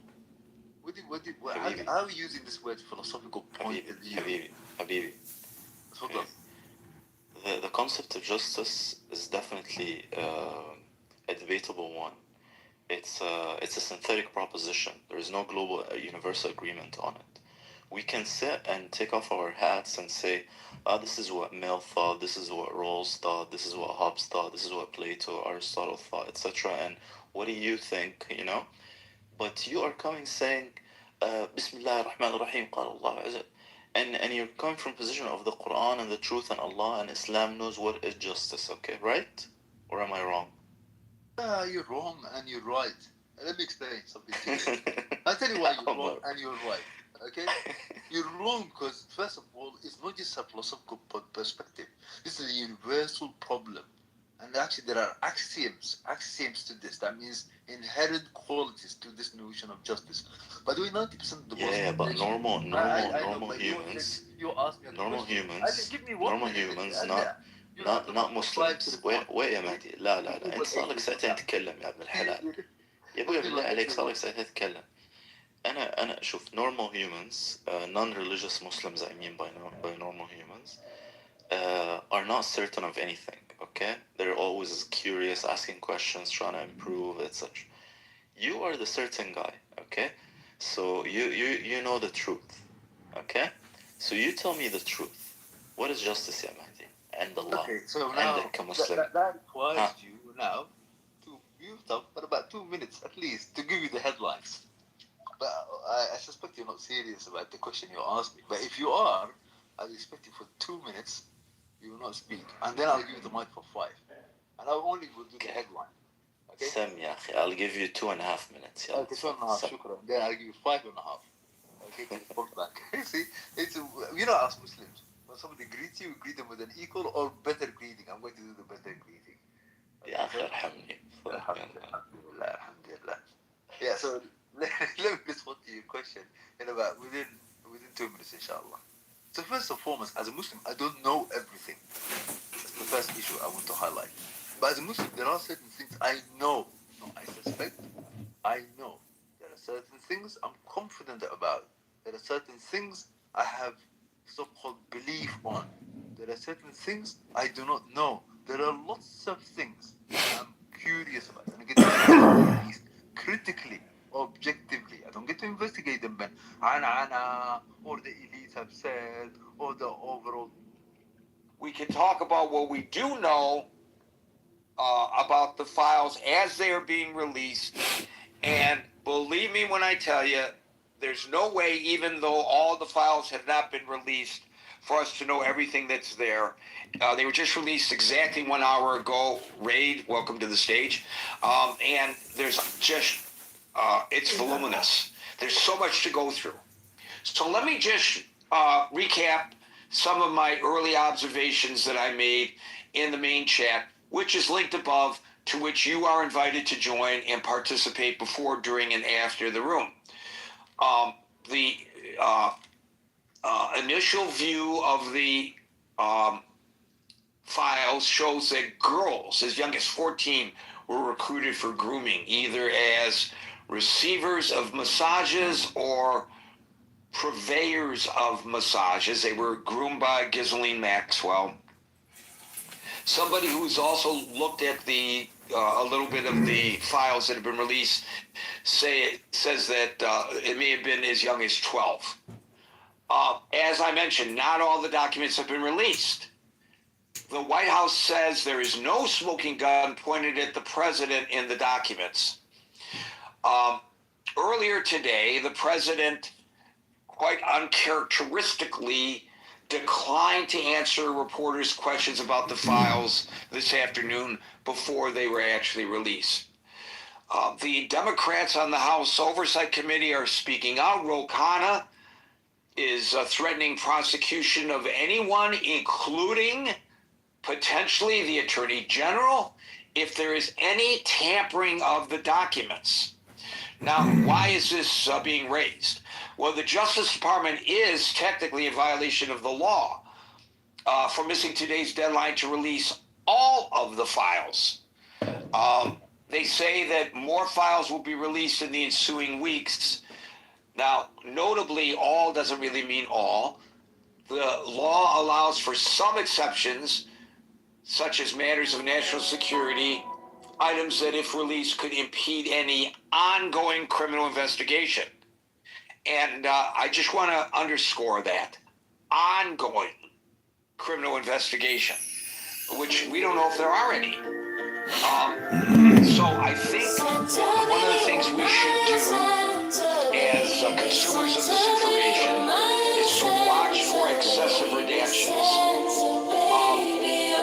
Also, we should look for, and I don't know whether any of this is included, financial records that indicate who profited financially from this extensive child sex trafficking ring. Democrats on the House Oversight Committee, in addition to claiming that perhaps members of the administration may be in violation of the law, are also discussing going to court to force compliance of the requirement to release all the files by today's deadline.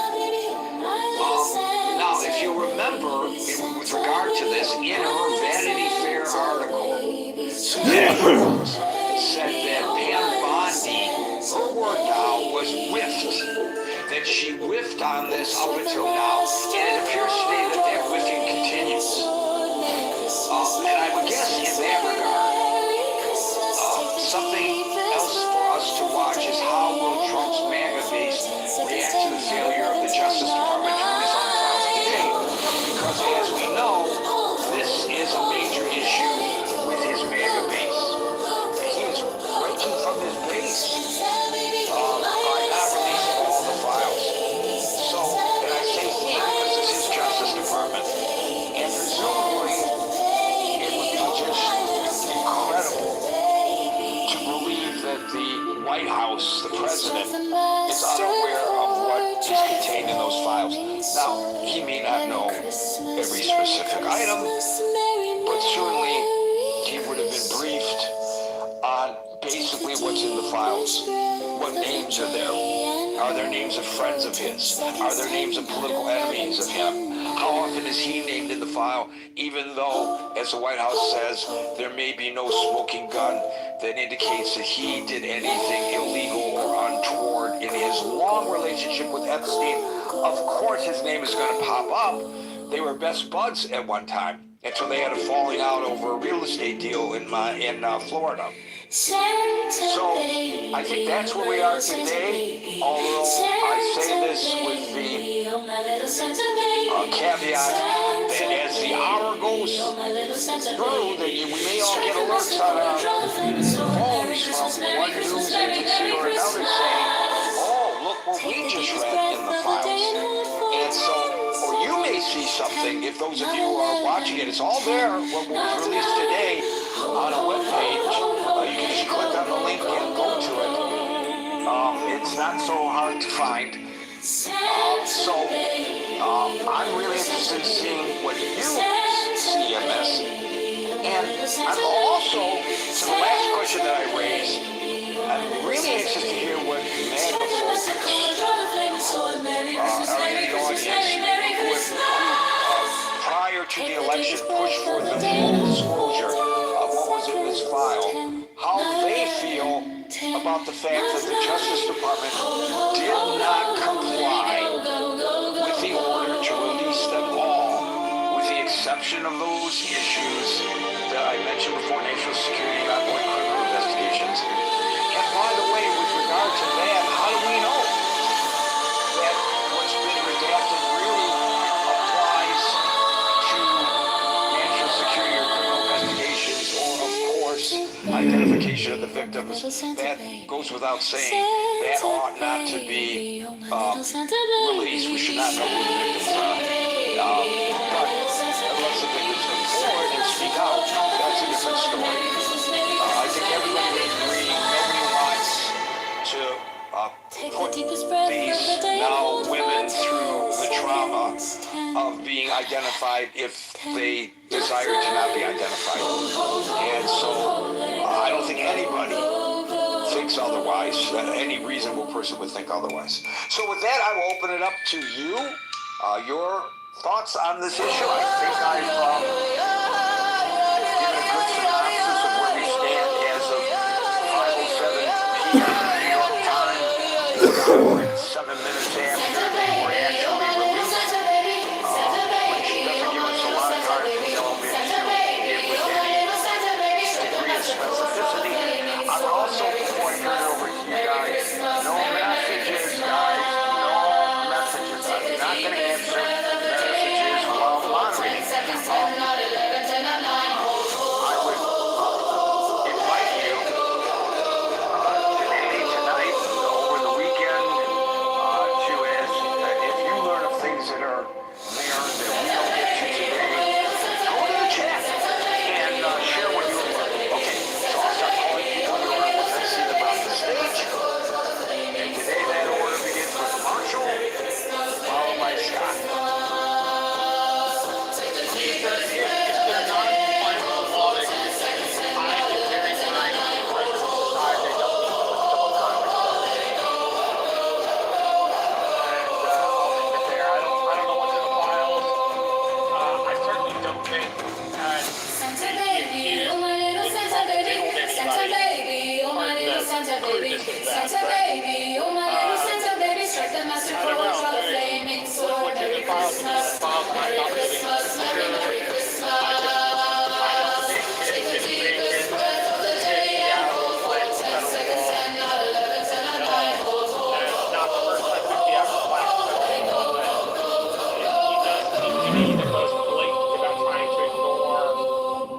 Congress and courts actually say. They don't do it all the time, but it doesn't have the time to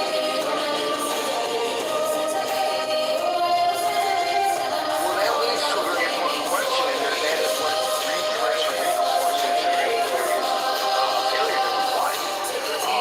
And nobody's going to go to jail over this, or are they? I don't know. Certainly not the President of the United States. I don't know whether the law, which he signed, by the way, he signed this law, and I know it was under duress. He didn't want to sign it. How do we know? Almost every executive order that he has signed and every bill that he has signed, the cameras are there to capture that momentous occasion and photographs are released to the public so the public is aware of what the president has done. Great success signing this bill or this executive order. In this case, there were no photographs that had been publicly released. This is something that was kind of lost for the president. It's one of the fact that he campaigned on it because he didn't really want to release it. And so, in the context of that, it appears that the question of the day is a fair one to ask because it was with reticence that he signed the law. What if he just says, okay, when it comes to this person, that person, the other person who may be named in the file, I don't want that released. Say it's under national security or ongoing criminal investigation, but I don't want these people's names released. I'm not saying that he did this, but if he did, or even if he didn't, the fact that all of the files were not released as law requires is a violation of a law. If you are violating a law, there are penalties, criminal or civil. I don't know that there are any penalties here for non-compliance, nor who would be held accountable. Where does the buck stop? In the Oval Office? At Justice? At the Attorney General's desk? I don't know the answer to this. But are you frustrated by the fact that if there is no compliance, there may not actually be a way to enforce compliance? That's what I'm talking about.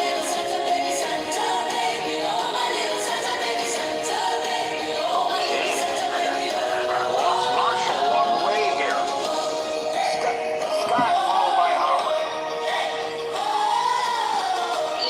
Yeah, Gary. I mean, this is a sort of kind of quirk of the system, or bug feature that we say. I mean, like, if the president is accountable, when the president breaks the law, the only recourse we really have is impeachment. Right? I mean, that's it. Right? I mean, the Justice Department has said we don't indict the president, sorry, because the president just say, say don't, cease and desist in the first place. So, if for anything, when the president breaks the law, the only thing we have is a political solution.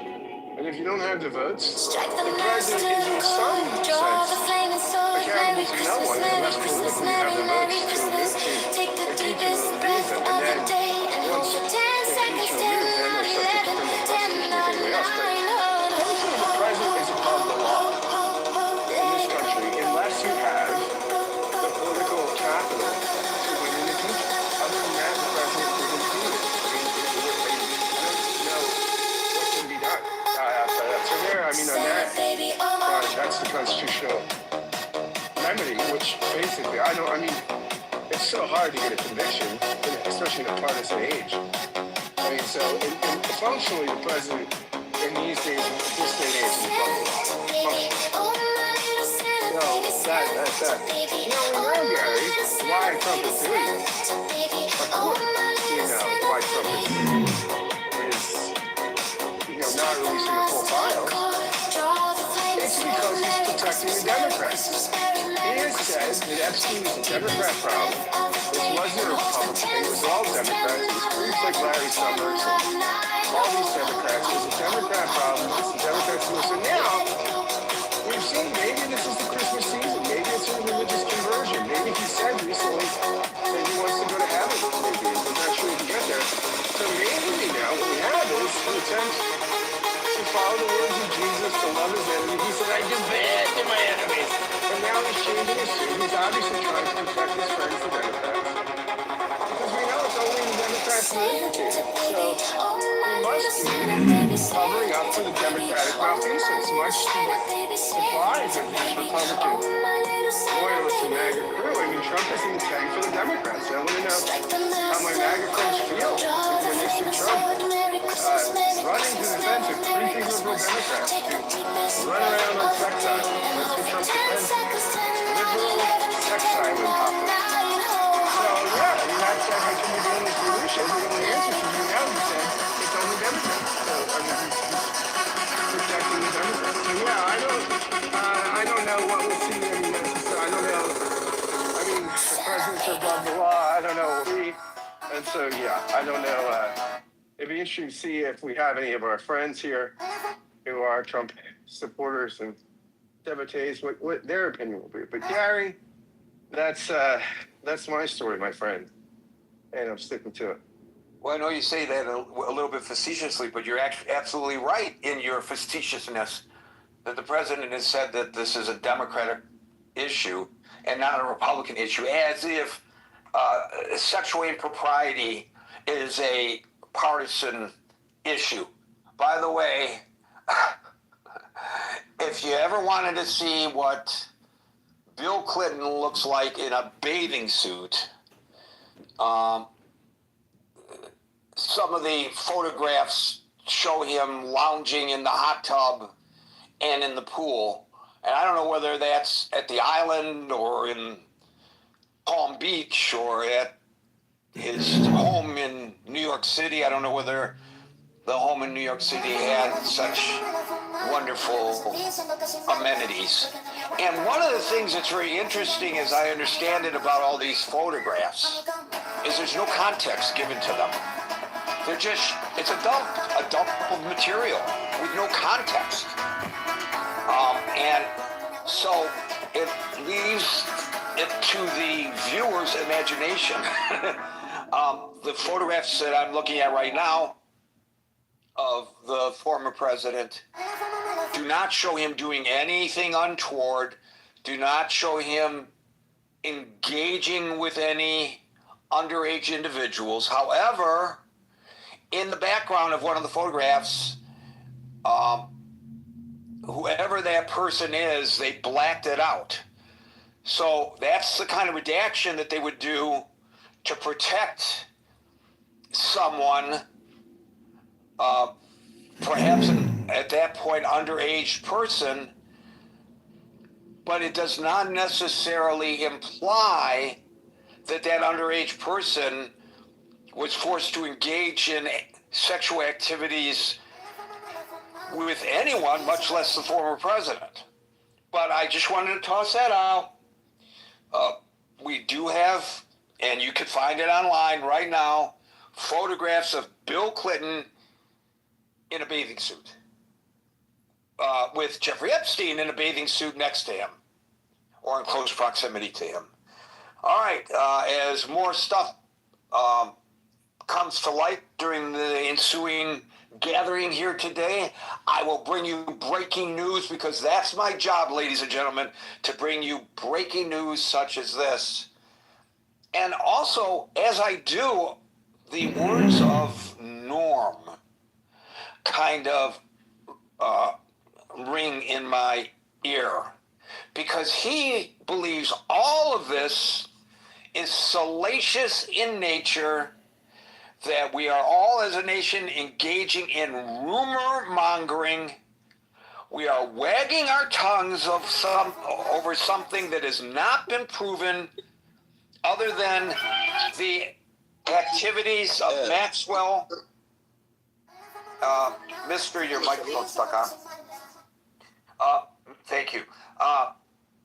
The convictions of Epstein and Maxwell. Other than that, nobody has been charged, much less convicted of anything. So I will ask myself, or ask ourselves collectively, are we engaging in salacious rumoring, gossip mongering, or is this really a matter of such national import and in the public interest as we claim that it is? Something for us to just self-evaluate. Howard, followed by Ben. Yeah, hey, Gary. I thought Marshall pretty much summed it up pretty well. Question for you. How many documents, is it the hundreds of thousands have been released today? I don't know the exact number. All I know is that they say it's a trove, a huge number, and there's more to come.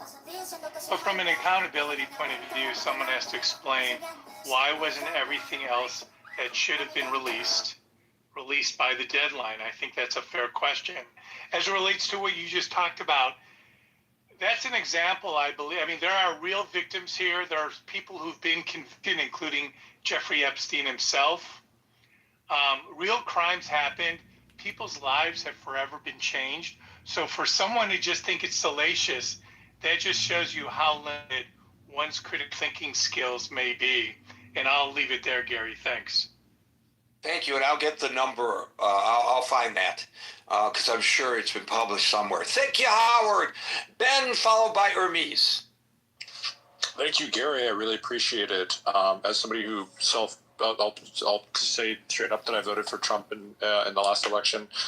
I'll say this: anyone found guilty in a court of law of sex crimes, especially those against minors, should experience the full weight of the law. Obviously, right? I think we can all agree on that. Those present on the stage and the audience, everybody, we can all agree on that simple fact. I think my explanation for this entire thing, to answer your title of the room, do I think that he's necessarily covering anything up? I don't necessarily think so. I think based on what I've read, and admittedly, I haven't seen every single piece of evidence. Obviously, with these new files dropping, it's hard to stay on top of literally every single piece of evidence. My general gut feeling of this entire thing was Donald Trump was somebody who values above all his personal image, right? He has literal buildings with his name on those buildings. Like, he is so incredibly worried about his image. I think he's somewhat aware of the fact that, or he certainly thinks that certain things will tarnish his name, other things won't. I think hanging out with actresses and actors and that kind of thing, or rubbing shoulders with certain people, I think he doesn't worry about will tarnish his image. And I think hanging out with pedophiles is something that he is worried about will tarnish his image, right? So I think he spent a lot of time with Epstein, and I either wasn't aware that he was a pedophile or turned a blind eye to it. And then once it became an issue, you obviously saw him kick him out of Mar-a-Lago, et cetera, et cetera. So, that's my general feelings towards this thing is I think Trump is worried that his name is going to get smeared with this guy and associated with him in much the same way that I think if Bill Clinton or even Hillary Clinton to some degree, but certainly Bill Clinton was to, and obviously I know that he's very old, but if Bill Clinton was to run for a public office right now, I think that his image is very much tarnished by this stuff. So I personally think that, again, if Trump's guilty of anything, I'm more than happy to watch him hang for it, metaphorically speaking, in the sense of doing his time or whatever. I have no issue with that whatsoever. Pedophiles are whatever. No issue with that whatsoever. It just, his actions don't necessarily strike me as somebody who's trying to cover up anything, but more to just simply protect the Trump brand. I think that that's more important to him than literally anything else. How do you reconcile that fact that, and to answer, asking you this question, I will I'll answer Howard's. There are hundreds of thousands, according to the government, that's the terminology that they use, of documents released. Hundreds of thousands. Clearly, those hundreds of thousands of documents are not all about Trump. So why would he been so concerned about releasing all of that, especially if, in fact, the White House is accurate in saying there's no smoking gun pointing at the president? You still hold that he's protecting all of these other people's images because that's necessary in order to protect his own? Is that basically your argument? I think that his name is littered throughout this thing because I think that Jeffrey Epstein was somebody who clearly loved to rub shoulders with prominent people. And you can say, oh, he did it to, get people on board for, to engage with these young girls or whatever the motive may have been. And I bet you if I was a betting man, I would say that Trump's name is littered throughout these entire documents. But I also, again, if I'm proven wrong, then I'm more than happy to recant this. I think that Trump just doesn't want that stuff out there because he just doesn't want his name to get tarnished. And I think at this point, he's just kind of like, I saw a tone and a shift in the past few weeks with the president in regard to these documents, in the sense that I feel like he was a lot more reluctant in the beginning because, again, I just don't think he wants his name tarnished. I don't think he's trying to protect Democrats. I don't think he's trying to protect Republicans. I think it's literally all about his name and his image, and he just doesn't want this thing to drag out and drag out and drag out. into the midterms, et cetera, and above all, not necessarily that he cares that much about the midterms, but again, it's all about protecting the Trump name, the Trump brand. I really do think that that's all he cares about. Thank you for that, Ben. Marshall, did you want to interject? All I was simply going to say was, I think I agree with Ben.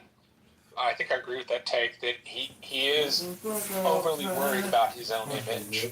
And that I think if we look back at both his life as a TV personality and his first term as president, we see some of their own brand in ways that are not always helpful for the country or healthy for the country.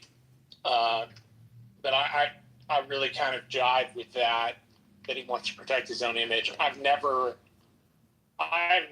thought to myself, God, he diddled little kids. I haven't seen any evidence to substantiate that. I know other people that think he did, but I really do think protecting his own image, being selfish.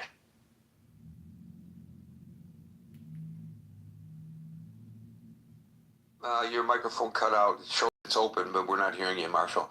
I want to try again, Marshall.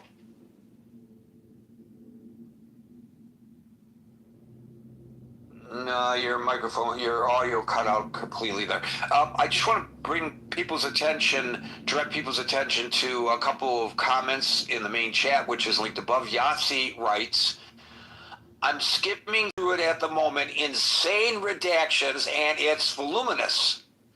And that's followed by a comment from William, in which he actually offers to us a screenshot of 1, 2, 3, 4, 5, 6, 7, 8, 9, 10, 11, 12, 13, 14 lines in which the only thing that is not redacted is Donald Trump is, the next line, the, 2 lines down, most, 2 lines down, innocent. Oh, this is funny. I thought it was real. Now I realize as I read it, it's not real. It's not real. But it is funny. I really thought you had screenshotted something that was heavily redacted. Thank you, Ben, and we'll now go to, I'm gullible, Raid, followed by Double. Hey, Gary, I'm looking right now at the Department of Justice website, and I'm searching for terms like receipt, invoices, pictures, and it is an incredible data dump. This is the information that was taken during his first trial. There's a lot of risque photos even. I don't think that they even know exactly how much information they've released, meaning that there are telephone numbers and photographs that have never been seen. Jeffrey Epstein photographed his entire life. These are all Kodak photos. What's on the CDs? Nobody actually prints photos anymore, but Jeffrey was obsessed with filming his life. And you could say many vain, egotistical people do that. And it's a little bit like Nixon and recording all the conversations, which ended up getting you in trouble. And this data dump, and you have to get in line on the website, and then you can go in and search for whatever term you want. But if you just type in pictures, you are going to see things that you can't believe.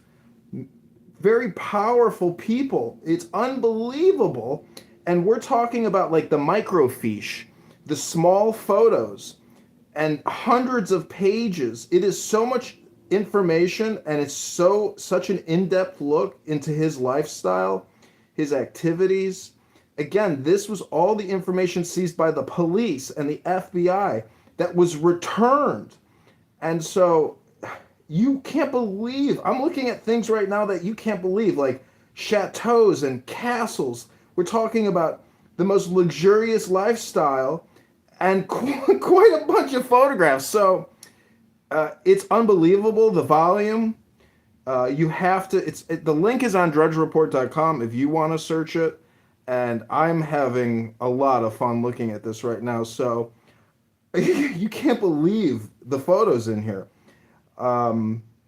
And I'm are there any people that you could recognize in another? I don't suggest that any of them are breaking any laws or anything like that. But are there photos of some people whose names we would well, recognize immediately? Richard Branson and Bill Gates are the two wealthiest, and Prince Andrew, obviously. But there's tons of photos with Ghislaine. And again, Ghislaine is in jail for sex trafficking. Who did she sex traffic these girls to? It's in the photos. It's obvious. But Dan Bongino is stepping down. No arrests will be made. But this data dump, there are pages that are completely redacted where it's just huge black blocks. So even in the photographs with the microfiche, there's all kinds of black boxes, which is unbelievable. What's the point of blurring out everybody except for Jeffrey? So there's so much information that's withheld, but nonetheless, this is a real treasure trove for investigators, and people are obsessed with this case because of the domestic espionage implications.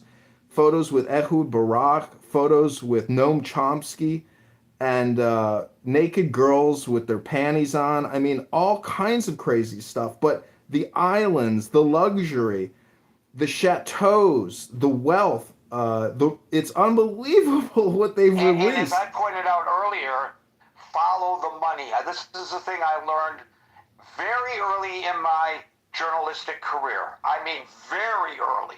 I was taught by two auditors, one a CPA, how to follow the money. That's how you prove or disprove an allegation when a story is brought to you as an investigative reporter. And you're talking about such opulence on display here. The question is, who funded that? Who was paid what for what? What was his means of income, Jeffrey Epstein? What did he do? Was he selling tiddlywinks? Was he, did he have a manufacturing plant? Did he build cars? Did he do what Elon Musk is doing? Did he have rocket ships that go out into space? He was blackmailing. Even to Mars in the future? Wexner. What did he do to amass all this wealth? Where did the money come from? And why was that money handed over in the first place? His number one score was Wexner, founder of Victoria's Secret and other major brands. And the fact is that these Bill Gates photographs mean that he was blackmailing him. And there is, actual confirmed blackmail, but the photographs of the girls in lingerie, anyways, but Bill Gates, there's multiple photos that have been released of Bill Gates with what looks like underage girls. And again, Ghislaine is in prison for sex trafficking women to rich men who she diddled around with Jeff. So the question is, will Bill Gates be arrested? I think his arrest is imminent. And that's why he's releasing book club videos of him smiling with his book saying, hey, if you want to read a book this Christmas, here's my selection. He has to create content to try to distract from this. This is so damning. Multiple photos of Bill Gates with different women set up for him by Ghislaine and Jeff. Very interesting. You mentioned Dan Bongino. I never really followed him very closely. I saw him when he was, popping up on Fox, those kinds of appearances, but I never followed his podcast.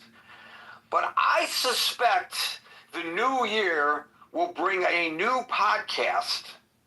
And that podcast, given the fact that he was the deputy director of the FBI and was the main person in the nation pushing for transparency vis-a-vis Jeffrey Epstein, I'm betting that his podcast is going to be well worth all of our attention.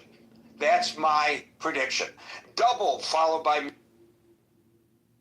Yeah, it's the timing of Dan, and just you could see earlier in the year when they did the clown show of the files don't exist or he killed himself and whatever, and the squirming.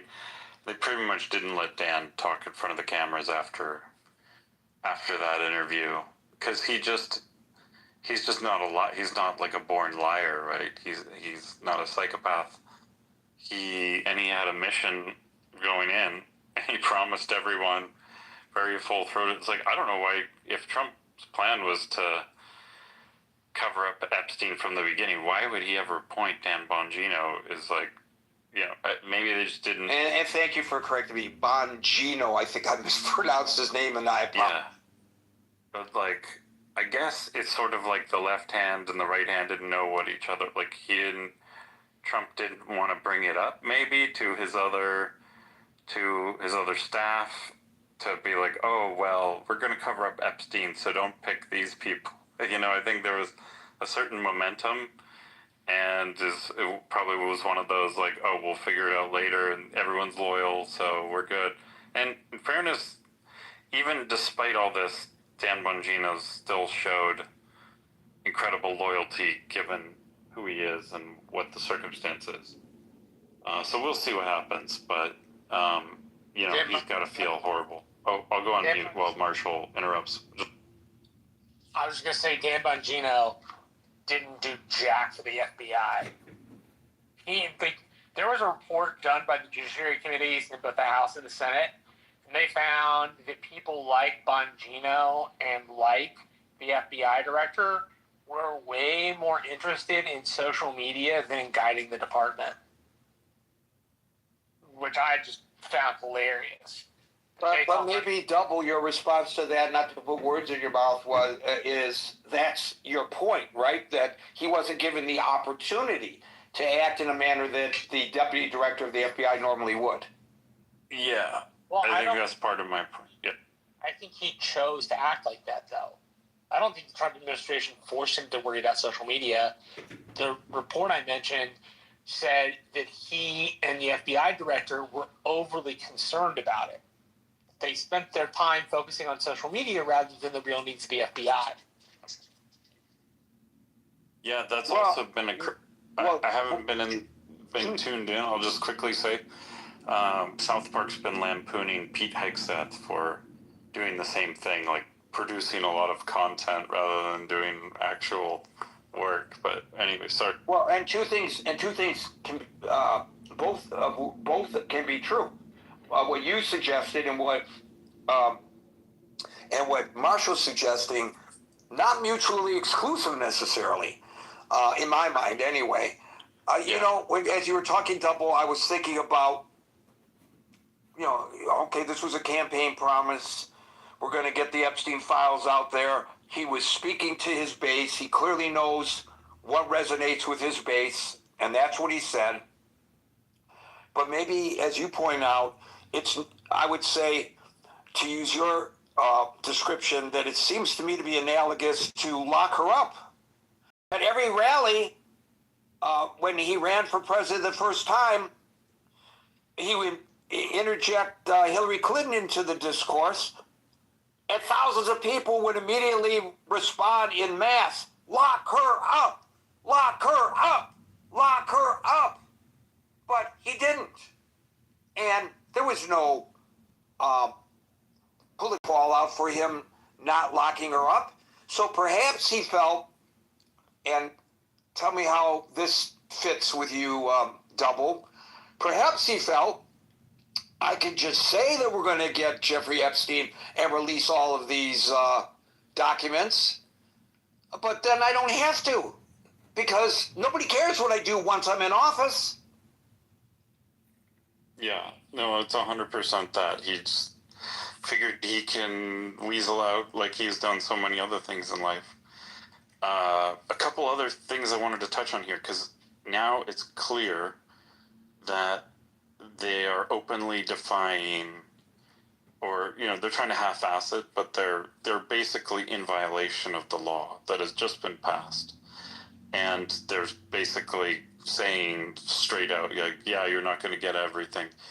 And Thomas Massey was saying Thomas Massey, because there are leakers and there are people that came to him and said, there's a lot of people who had to deal with this material already who, off the record, have basically indicated what kind of stuff they should expect to see, And then if they don't see it, well, then we know.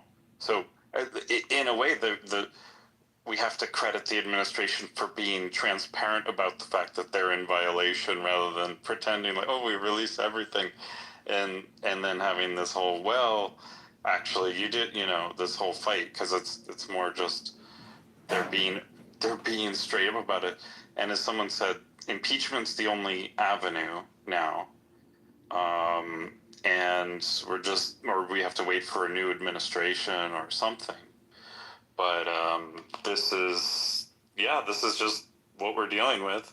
And it was pretty clear to me when, okay, there's two other things I want to bring up, and I'll try to be succinct. But when you had this preference cascade in Congress, because you had very few, only the fringe people, including Massey, really wanted to get this stuff released. Neither of the mainstream people from either party wanted this stuff released, and we can get into maybe why. But, then there was a preference cascade where everyone's like, oh, well, I'm not going to be there was the one guy who opposed, releasing all the info, which is funny, but no one wanted to, once the preference cascade happened, no one wanted to be that guy. And then even Trump flipped from being like, oh, well, yeah, don't, everybody don't do it, to, yes, everybody should sign this bill. But of course, he just made the calculation like, well, yeah, we're just not going to follow it, right? We're going to signal, we're going to play this game, but then we're just not going to do it because there's something he's hiding. But what he's hiding, and my speculation from the beginning, Gary, if you look at so many of the people involved and the level of sophistication and all this stuff, it's pretty clear. And the word that I don't think you've said in this room yet, that always amazes me how it just gets memory hold, is Israel, right? And I think that's the only thing that lines up for me as to how we've had across multiple administrations. I'll go on mute while I'm being interrupted. No, I'm just asking. Is he in the Matrix, or is Yeah, he's having trouble. You're having trouble making the trip there, Marshall. All right, thank you, Double. Before you interrupt, I was wondering how long it would take for somebody to interject Israel into this rather than what's actually seen in the documents. Hey, Gary, have we seen a picture with George Soros yet? Oh, my God. I don't want to see that. That's something that you can't unsee. Rolf, followed by Mo. Yeah, I think there's two dimensions to this. One is the political angle, which is Republicans versus Democrat, which I think is actually being overstated because let's not forget, Trump started as a Democrat. Trump has always been a family friend of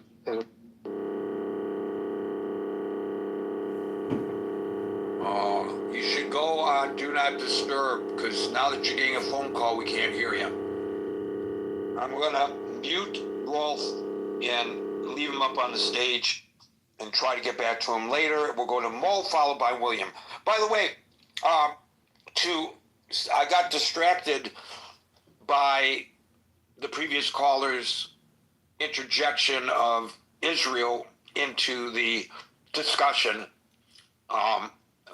I wonder how this reflects on the number of the Palestinian babies that were killed. I guess that's the next dots to connect somehow through all of this. There is another level of accountability that probably is soon to come. And William, I think, is an attorney. Merrill is in the legal profession. They can correct me if I'm wrong about this. But if, in fact, the Democratic members of the Oversight Committee go to court to claim that the Justice Department violated the law by not releasing the documents. And if, in fact, the judge directs the U.S. attorneys who are representing the government at that hearing to release those documents forthwith, and those documents are not released forthwith, then you're dealing with an officer of the court who defied a judge's direction. I don't know whether they are indemnified because it's not them, even though it's their department, but it's those who they are representing in court, or whether under these kind of circumstances, since it's their department that they are representing, when appearing before the judge, if they are not in compliance, does that put them in legal or at least jeopardy with the bar? Are their licenses potentially going to be suspended? And with that in mind, what's their demeanor going to be before the court? And what effect will they have on getting Pam Bondi if that scenario were to occur to comply? There may be some kind of a judgment day coming, and it might go as high as the Attorney General of the United States, whose own legal standing with the bar might be in jeopardy here. I don't know, but it's just, people are talking about accountability, myself included. I'm just wondering out loud about that. I could be way off base. I'm very curious about the answer to those questions. Mo, followed by William. Hello, guys. Thanks, Gary. I appreciate the room, everyone in here. I just want to answer the question, first and foremost. Is the White House covering up the Epstein files? I think it's pretty in your face that they are. It wouldn't have taken months for Adelita Grijalda to be sworn in her seat. But, when it's a Republican, it can take a lunch, so I think they purposefully try to stall this as much as they can. And when it comes to some of the legal ramifications that we are talking about here, it's very real, right? Because the DOJ was ordered to release all of the files, but according to Todd Blanche today, we know that they're going to release them on a rolling basis. So either way, I think the Todd Blanche, Pam Bondi, the entire Justice Department, really, they might be in some serious legal trouble. I'm not a legal expert. This is just the information that we all have, right? But I think the White House is covering this up. I think it's in your face. And honestly, I've had a little peruse through some of the files that have come out, some of the pictures. And honestly, I'm really shocked. I'm really shocked at how many key celebrities are in these files. We're talking Chris Tucker, Diana Ross, Michael Jackson, the former Duchess of York, right? This is insane stuff. But honestly, I think the only thing that the Democrats or even some Republicans whose stomach is turning at the possibility that, this could destroy the administration, right? I think impeachment is the only thing that is really going to I think impeachment is really going to be the only way that this gets through, if that makes sense. As all these names become revealed, Mo, it makes me wonder, who the fuck was Jeffrey Epstein? He was a financier. We know that. But who amasses all of these A-listers as visitors to his home and properties for parties and such? Who is he that he was able to get Diana Ross to come and be a guest? And all these other people, Bill Gates, Bill Clinton, Ehud Barak. Who is he, or who was he, that he was able to do that? I think, Marshall, did you want to go? Sorry about that, bro. Did you want to say something? I have a question for you, and I am driving, and I pay attention to a car, and now I forgot the question. Pay attention, brother. Pay attention. We don't want you crashing. Anyway, Mo, what are your thoughts about that? How does he get all these people, in his Rolodex, basically? Well, I've worked in finance before, don't work in it anymore. But honestly, he had, I'm going to side with the conspiracy theorists here a little bit, right? But he might have been some sort of asset, either for the U.S. or for Israel, because I don't know how someone goes from a school teacher to being a low-level assistant at Bear Stearns when that still existed, to being an options trader, then in 4 years being a limited partner, and then abruptly leaving, creating your own consultancy firm with whatever money you got from being a limited partner, which, you know, at that point in time, I want to say is in the park of $150,000 to $200,000, right? So I don't know how he came to this money. I don't know how he even got into Bear Stearns as a public school teacher, right? There's a lot of questions about his rise to success and where he's got his money from, because when we're conducting a timeline, when we're looking at this bit by bit, there are massive gaping holes, and the only rational explanation for all of this stuff is that he had a backer of some sort, whether it was the government, the U.S. government, the Israeli government, someone, right? Because we have information as relevant as 1980, right? That he had fake passports, Austrian passports under false names. He had multiple passports.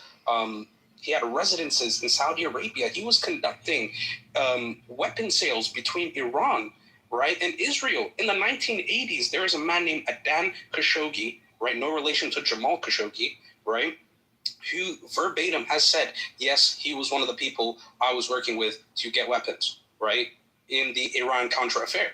So this is insane. Yeah, but how does that translate into Diana Ross, for example? I just don't get it. I think, like, when you got that type of money... To tell you the truth, my background, and I'm no big luminary, puts me in closer proximity with Diana Ross than somebody that fits the profile that you just related for Jeffrey Epstein. Because we're both from Detroit. I've met her. I've interviewed her. We've had reason for our paths to cross. We're not friends. She wouldn't know who I am or anything like that. But I was in the media in Detroit. My name was known. If I wanted to parlay that, if I were a celebrity collector, I probably could have made an attempt, and I don't know whether I would have been successful. It would have made sense. You could connect the dots. Gary's a reporter in Detroit. He covers Diana Ross, and they became friendly, and they socialized together. Jeffrey Epstein, and I'm only using her as an example because you mentioned her name. What is his alleged relationship to the CIA or MI6 or Mossad have to do with people like that? All these other folks whose names are already popping up as having appeared in all these photographs that were released an hour and a half ago or 2 hours ago now.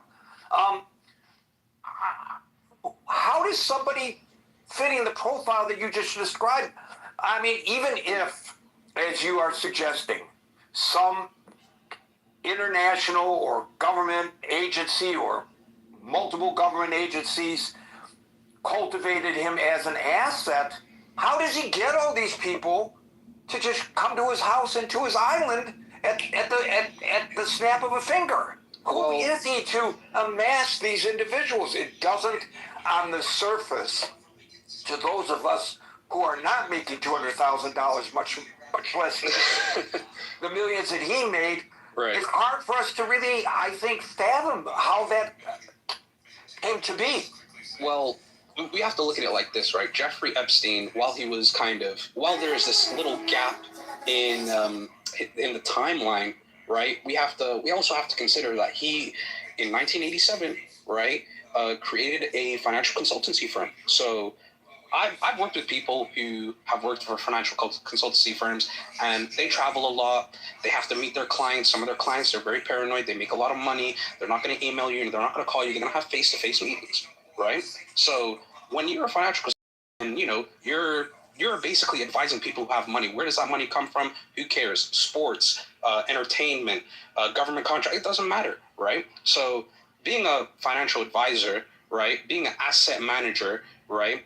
I think maybe he was managing some of their assets or wooing them in order to make their assets. You know, that I think that's where that's a cool response to my question.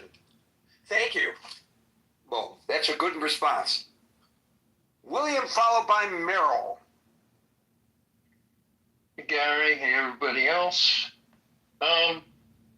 First of all, this has the smell of like a Russian-style compromise operation. That being said, we don't know who put this together, why it was put together, how it was financed, and following the money is a good idea if that can be revealed. I don't know if you remember the parties of the 1980s, but you know they were wild, and they could take place in big mansions or on islands in the Caribbean or a lot of other places. And I think I have not seen any of the actual photographs that were newly released. And I've only seen these things that were previous released that were in the public record up until now. And that's pretty limited. And some of them look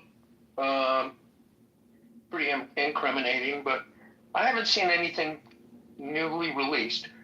You can have your name appear as being in these files and not necessarily be guilty of diddling some child. Absolutely true. But as one of our previous callers suggested, Maxwell was convicted of sex trafficking, and she had to be trafficking these kids to someone. Absolutely, and some of them, and the evidence may show, and I haven't seen the evidence, but the evidence may show that some of them are guilty of crimes, or at least deserve to have further investigation for potential criminal activity that is still chargeable under the statutes of limitations, whatever jurisdictions you want to try to charge them. And I don't know. But you know what? The various government investigative agencies, whether they're state or federal, have had ample opportunity, if in fact there are people who deserve to be charged, to take action, and they haven't. That suggests that they're covering up for somebody. And the whole way that Epstein himself was prosecuted and then first given a sweetheart deal and then prosecuted federally on some other grounds and ends up dead in his prison cell. The whole thing stinks. So, there's... So let me ask you this, William. Let me ask you this, William, if I may, and I hope this doesn't break your train of thought, but it's in line with what you just said. Let's just say, for the sake of discussion, and without pointing fingers at anyone, because you could just put all of their names up on a board and throw darts, and whichever one it lands in, it'll be that agency. So let's not speculate about what agency or agencies. Let's just say he was some kind of a government asset. And let's say that primarily he was a government asset for the United States of America. That certain associations he had deserve protection under the question of national security, which in fact this law allows the redaction of any information that could affect national security, which gives rise to the implication anyway that the drafters of that legislation recognized that that was a possibility, that there were national security concerns involving Jeffrey Epstein. Do, in your mind, those potential national security concerns outweigh the responsibility of the government to prosecute somebody for sex trafficking and to prosecute those who participated in that sex trafficking? Well, first of all, I would have to look at the evidence sort of, on a piece-by-piece basis, to actually see what it shows and see what's going on. And I haven't had that opportunity. However, that's the type of thing that a judge should have the opportunity to weigh. and the fact that people may have been pressured not to prosecute on some vague notions of national security, that is suspect. So the fact that it's been, who are they supposed to turn these documents over to? Congress? Or the American people, not, the American people, which well, is what they're doing. Directly, or is it going to the no, committee? directly to the American people. It's online right now. You could go look at it right now. It's all there, at least all that they released today.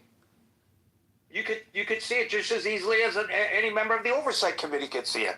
In fact, the members of the Oversight Committee, they have documents that were provided to them directly by the estate under congressional subpoena, but they're getting the first look at this just like you and I are getting the first look at it right now. So if somebody is directed to release all documents, and some of them are not released on the basis of some law, some national security law or whatever, they need to produce a detailed sheet, line by line, stating, and I forget what it's called, but stating what's been withheld and the basis for withholding it, so that can be further reviewed. And I haven't looked at the documents. I haven't looked at the links to see what was released and what was not. And I haven't looked to see if any such withholding sheets for any basis have been proffered by the Department of Justice, who was directed to release these things. Right, but it hasn't come before a court yet. So you're getting ahead of yourself. But I mean, the document withholding what was directed to have been released should be made public. It doesn't have to release all the information, but that XYZ was held. It doesn't have to give it specified in tremendous detail. Right. So good enough detail to identify it, and then the basis for withholding it, the statute, the law, the reason, and there's a type of sheet, I just can't remember what it is off the top of my head. That's fine. It's okay. I understand the process. Also, as far as having licenses revoked, the borrowing licenses are state by state. Sometimes they're in federal jurisdiction, like Guam or D.C. or something like that. Generally in D.C., you already have to have a state license from some other jurisdiction. So, yeah, the people who are disobeying direct court orders do put their law licenses in jeopardy for not obeying court orders. And that is something that's down the line. Rudy Giuliani got disbarred for not obeying court orders. So, there are different levels of consequences. They are not easy proceedings. It's very hard to pull somebody's law license. There has to be pretty good evidence, but, we'll see. Scott, are you jumping in there? Or your mic's open. Accidental mic open. That's okay. So, William, let me ask the same question I asked, but pose it a little differently as a hypothetical. Hypothetically, if the United States government was using Jeffrey Epstein, I am not accepting messages while moderating. Do people do this just in order to interrupt the discussion? I think so. Let's just say hypothetically, William, that the United States government, and I'm not alleging this, I'm just asking hypothetically. Let's say hypothetically the United States government was using Jeffrey Epstein as an asset to gain information and to exert influence on people by putting them in compromising positions, which may be the case here, not saying that it is. Do those national security concerns outweigh the desire or the need for us as a society to prosecute people who were purveyors of sex with underage girls? It would depend on a case-by-case basis, but the safety mechanism would be those kinds of sheets, which would specify. No. I'm sorry, William. There's a yes or no response to that question, and you may not be prepared to answer it, and nobody's saying that you have to answer it. But I think there's a yes or no answer to that question. I don't think it's case specific. Either it's acceptable in the way we run our government to put people in compromising positions in order to, under the hypothetical, to procure information or to influence them or their governments by blackmailing them with underage. I think I can answer your question. The answer is no. The answer is no, based on the fact that Ghislaine Maxwell was already prosecuted and convicted with these types of documents, and it did not present a breach of national security. Because they never revealed what would have to be revealed if it comes out that such and such government official of such and such nation engaged in sex with a child, and then some consideration was given to the United States for our national security purposes shortly thereafter. That never came out, something like that, in the Maxwell case, but it might come out in the case of the quote-unquote gentlemen who were purveyors of, she was sex trafficking. Yeah, well, I mean, it could come out in further proceedings, and if there were issues of national security, then there are procedures to have special judges rule upon that.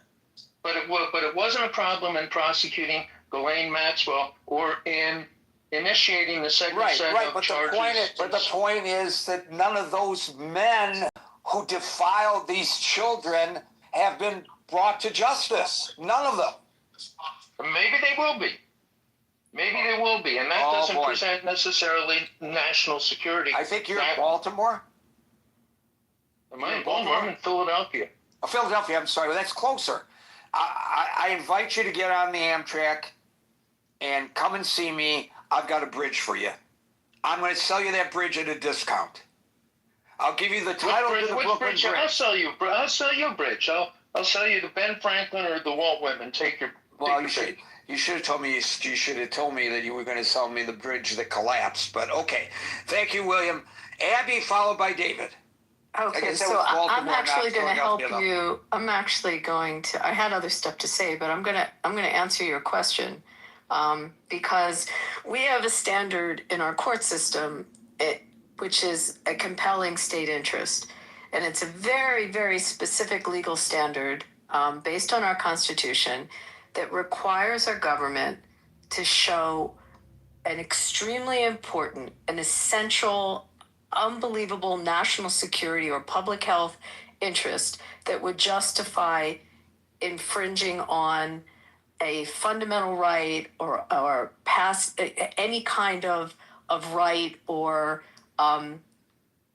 potentially a criminal action that would have to go to what we say the highest level of judicial review and strict scrutiny. But Abby, may I just interject by asking you this then?